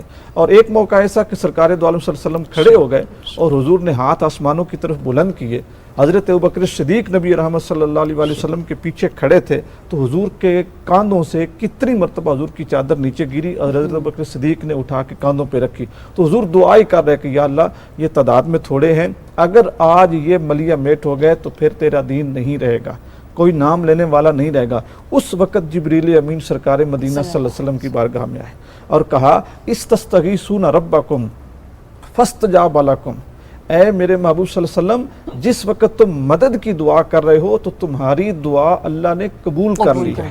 انی ممدکم بالف من الملائکۃ مردفین، پے در پے اترنے والے 1000 فرشتوں کے ساتھ آپ کی مدد کی گئی ہے. دوسرا موقع پھر قرآن مجید نے فرمایا وَلَقَدْ نَصَرَكُمُ اللَّهُ بِبَدْرٍ وَأَنْتُمْ أَذِلَّةٌ، اے میرے محبوب جب بدر میں آپ کمزور تھے، تعداد میں تھوڑے تھے، اور اس وقت جو ہے وہ ممکن ہے کہ جو آپ کے اصحاب ہیں ان کے حوصلے پریشان ہوں، تو اللہ نے فرشتوں کے ساتھ تمہاری مدد کی اور آسمانوں سے فرشتوں کا نزول ہوا. اسی جنگ میں سراقہ بن مالک کی شکل میں شیطان بھی شریک تھا.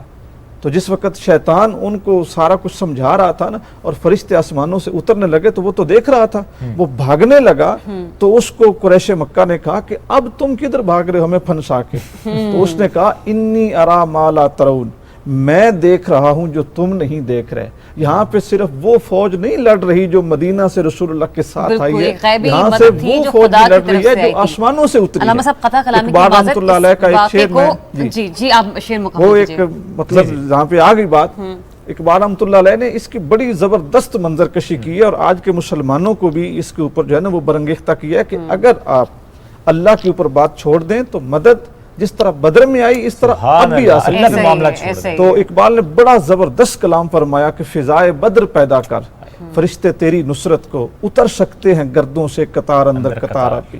اسی طرح اپنے رب پہ اپنا معاملہ چھوڑ دے، جو تیرے دسترس میں ہے وہ لے کے اللہ کی رضا کے لیے میدان میں کود جا، تو تیری مدد کے لیے آسمان سے فرشتے اب بھی نازل ہو سکتے ہیں. سبحان اللہ سبحان اللہ. واقع کربلا پر ناظرین معذرت کے ساتھ واقع غزوہ بدر پر ہم دوبارہ سے روشنی ڈالیں گے اور ذرا تفصیل سے میں ڈاکٹر صاحب آپ سے بھی بات کروں گی. جو آسمانی فرشتے ہوئے نازل ہوئے ان کا کردار کیا تھا، انہوں نے کس طرح سے غیبی مدد فراہم کی. لیکن مختصر سے وقفے کے بعد اسٹیج صبح پاکستان.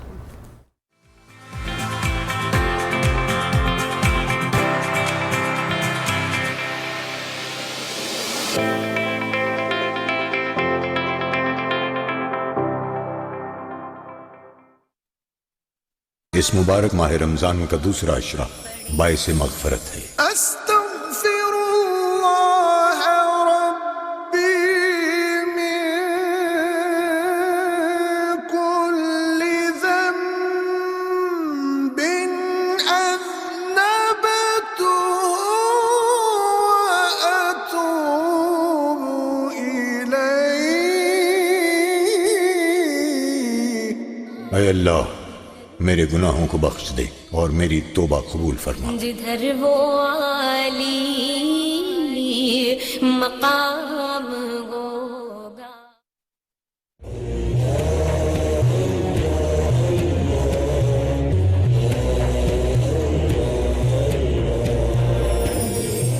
ارشاد باری تعالی، میری رحمت ہر شے پر چھائی ہوئی ہے اور میں اسے لکھ دوں گا ان لوگوں کے لیے جو متقی ہیں اور جو زکوٰۃ ادا کرتے ہیں اور جو ہماری آیات پر ایمان رکھتے ہیں.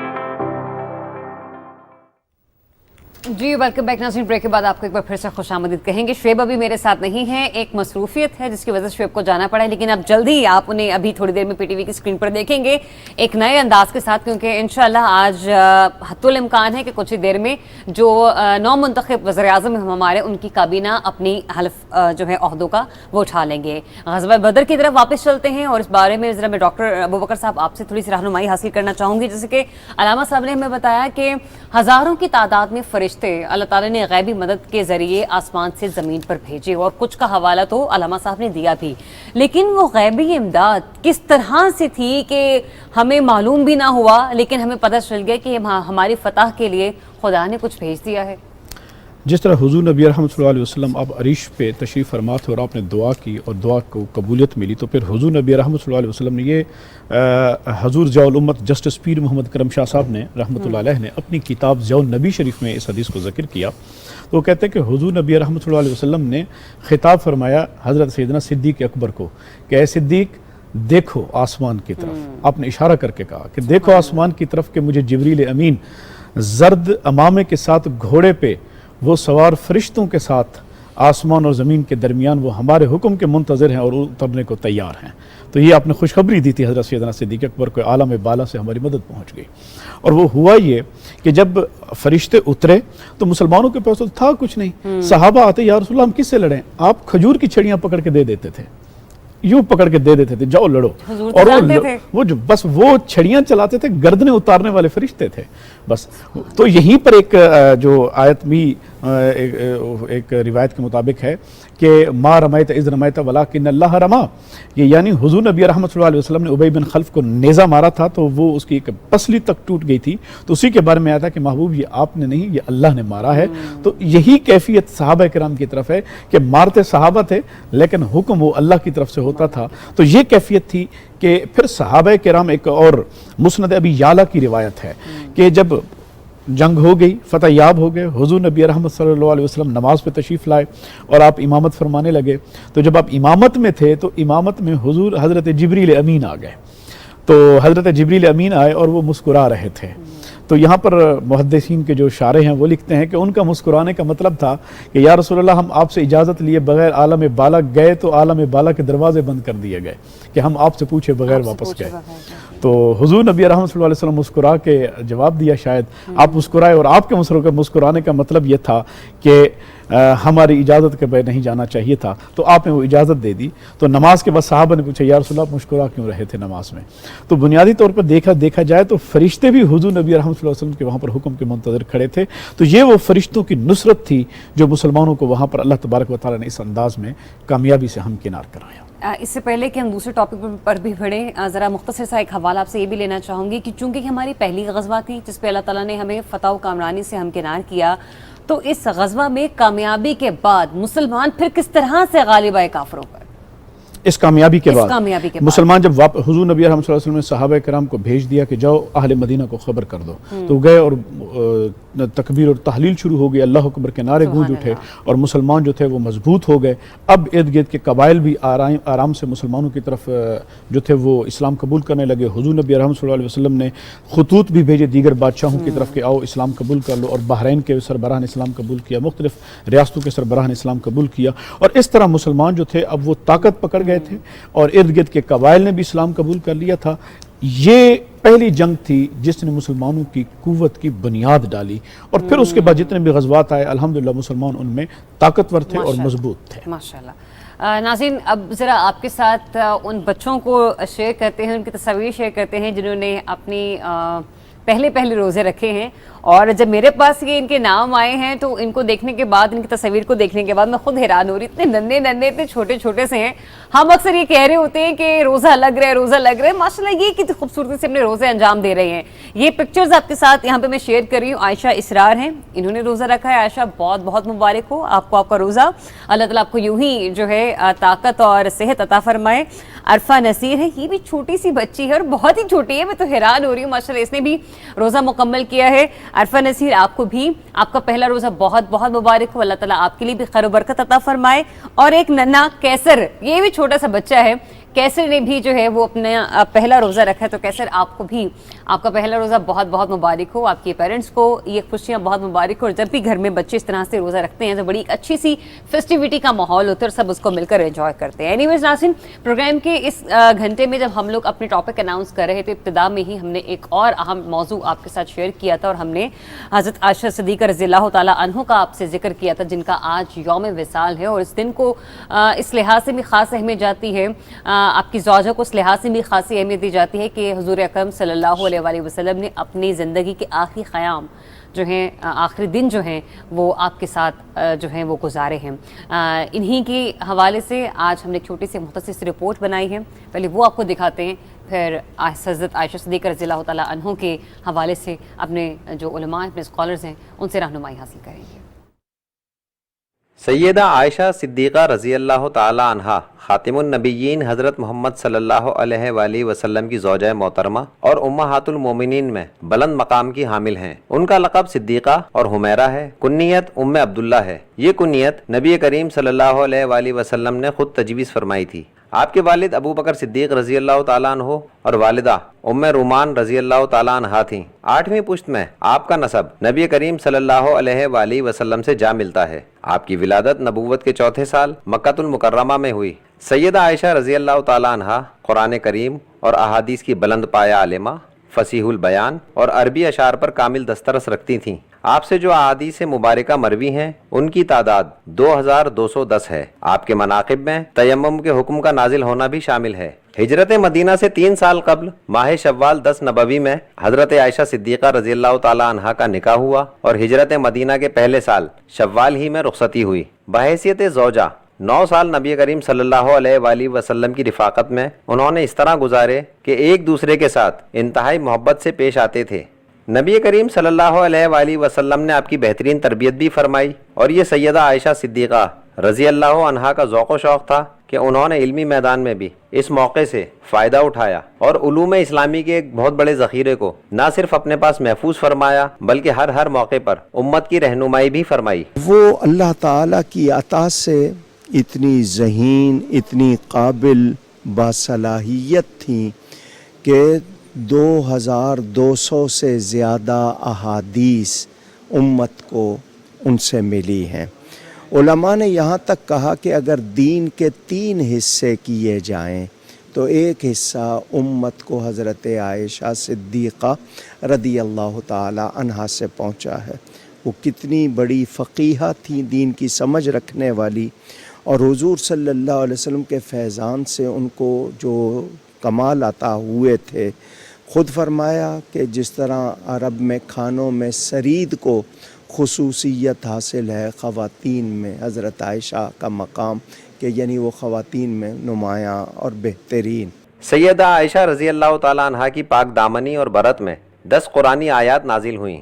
اس کے علاوہ اور بھی متعدد فضیلتیں آپ کو حاصل تھیں. حضرت عروہ بن زبیر کا قول ہے کہ میں نے قرآن و حدیث، فقہ و تاریخ اور علم الانساب میں ام المومنین حضرت عائشہ صدیقہ رضی اللہ تعالیٰ عنہا سے بڑھ کر کسی کو نہیں دیکھا.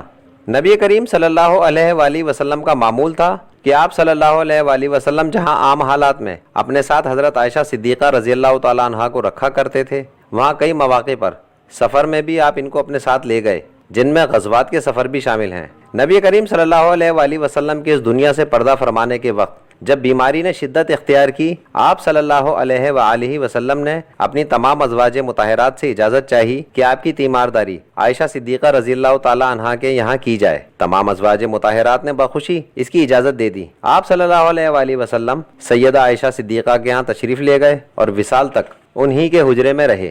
سیدہ عائشہ رضی اللہ تعالیٰ عنہا کا وصال رمضان سن 58 ہجری میں ہوا اور وصیت کے مطابق جنت البقیع میں دفن کی گئیں. انتقال سے پہلے آپ نے حضرت عبداللہ ابن زبیر رضی اللہ تعالیٰ عنہ کو وصیت کی تھی کہ مجھے ازواج مطہرات کے پاس ہی دفن کر دینا، کیونکہ میں یہ بات پسند نہیں کرتی کہ مجھے دوسری ازواج کے مقابلے میں کوئی برتر مقام دیا جائے. سبحان اللہ، سبحان اللہ. انتہائی خوبصورت کردار کی حامل حضور کی زوجہ، انتہائی کم عمری میں آپ کا نکاح ہوا حضور اکرم صلی اللہ علیہ وآلہ وسلم کے ساتھ اور 9 سال آپ کی رفاقت میں گزرے. لیکن سب سے خوبصورت بات یہ کہ میاں بیوی کا رشتہ انتہائی محبت کا تو ہوتا ہے لیکن احترام کا اس سے بڑھ کر ہوتا ہے. اور ایسے میں اگر شوہر اپنی بیوی کے ساتھ اپنی رازداری جو ہے، اپنے راز جو ہے وہ ڈسکس کرے، شیئر کرے اس یقین کے ساتھ کہ وہ اس کے پاس اس کے راز امانت ہیں، تو کیا ہی خاص مقام ہے. علامہ نواز صاحب، ایک تو آپ کم عمری میں آپ کا نکاح ہوا حضور اکرم صلی اللہ علیہ وآلہ وسلم کے ساتھ، تربیت بھی آپ صلی اللہ علیہ وآلہ وسلم نے فرمائی، پھر ساتھ ہی ساتھ ہم یہ بھی دیکھتے ہیں کہ رازدان نبی تھیں. وہ بہت زبردست خراج تحسین کا موقع ہے آج حضرت عائشہ صدیقہ رضی اللہ تعالیٰ عنہ کی بارگاہ میں.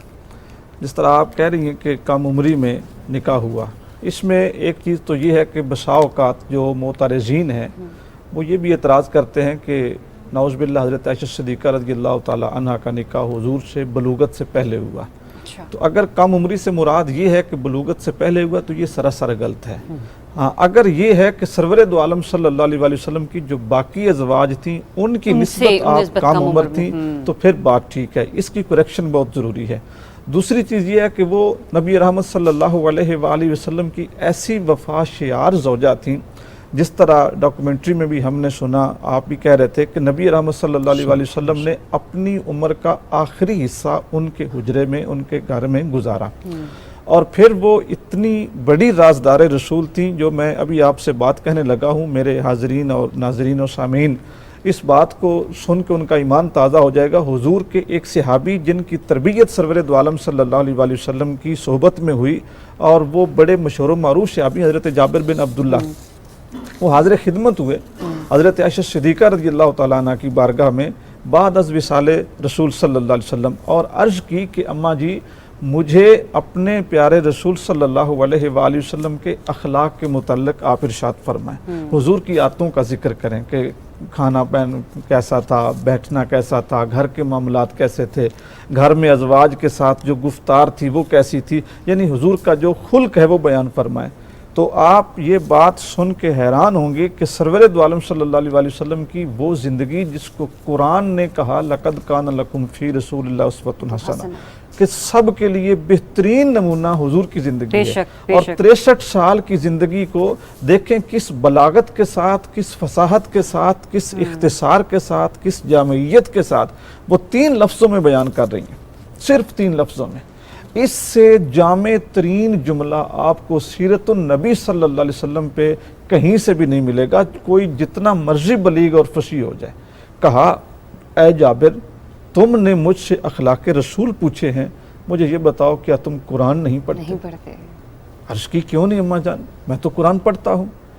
تو فرمایا کان خلقہ القرآن, کہ اے جابر جو قرآن ہے وہی رسول اللہ کا اخلاق ہے.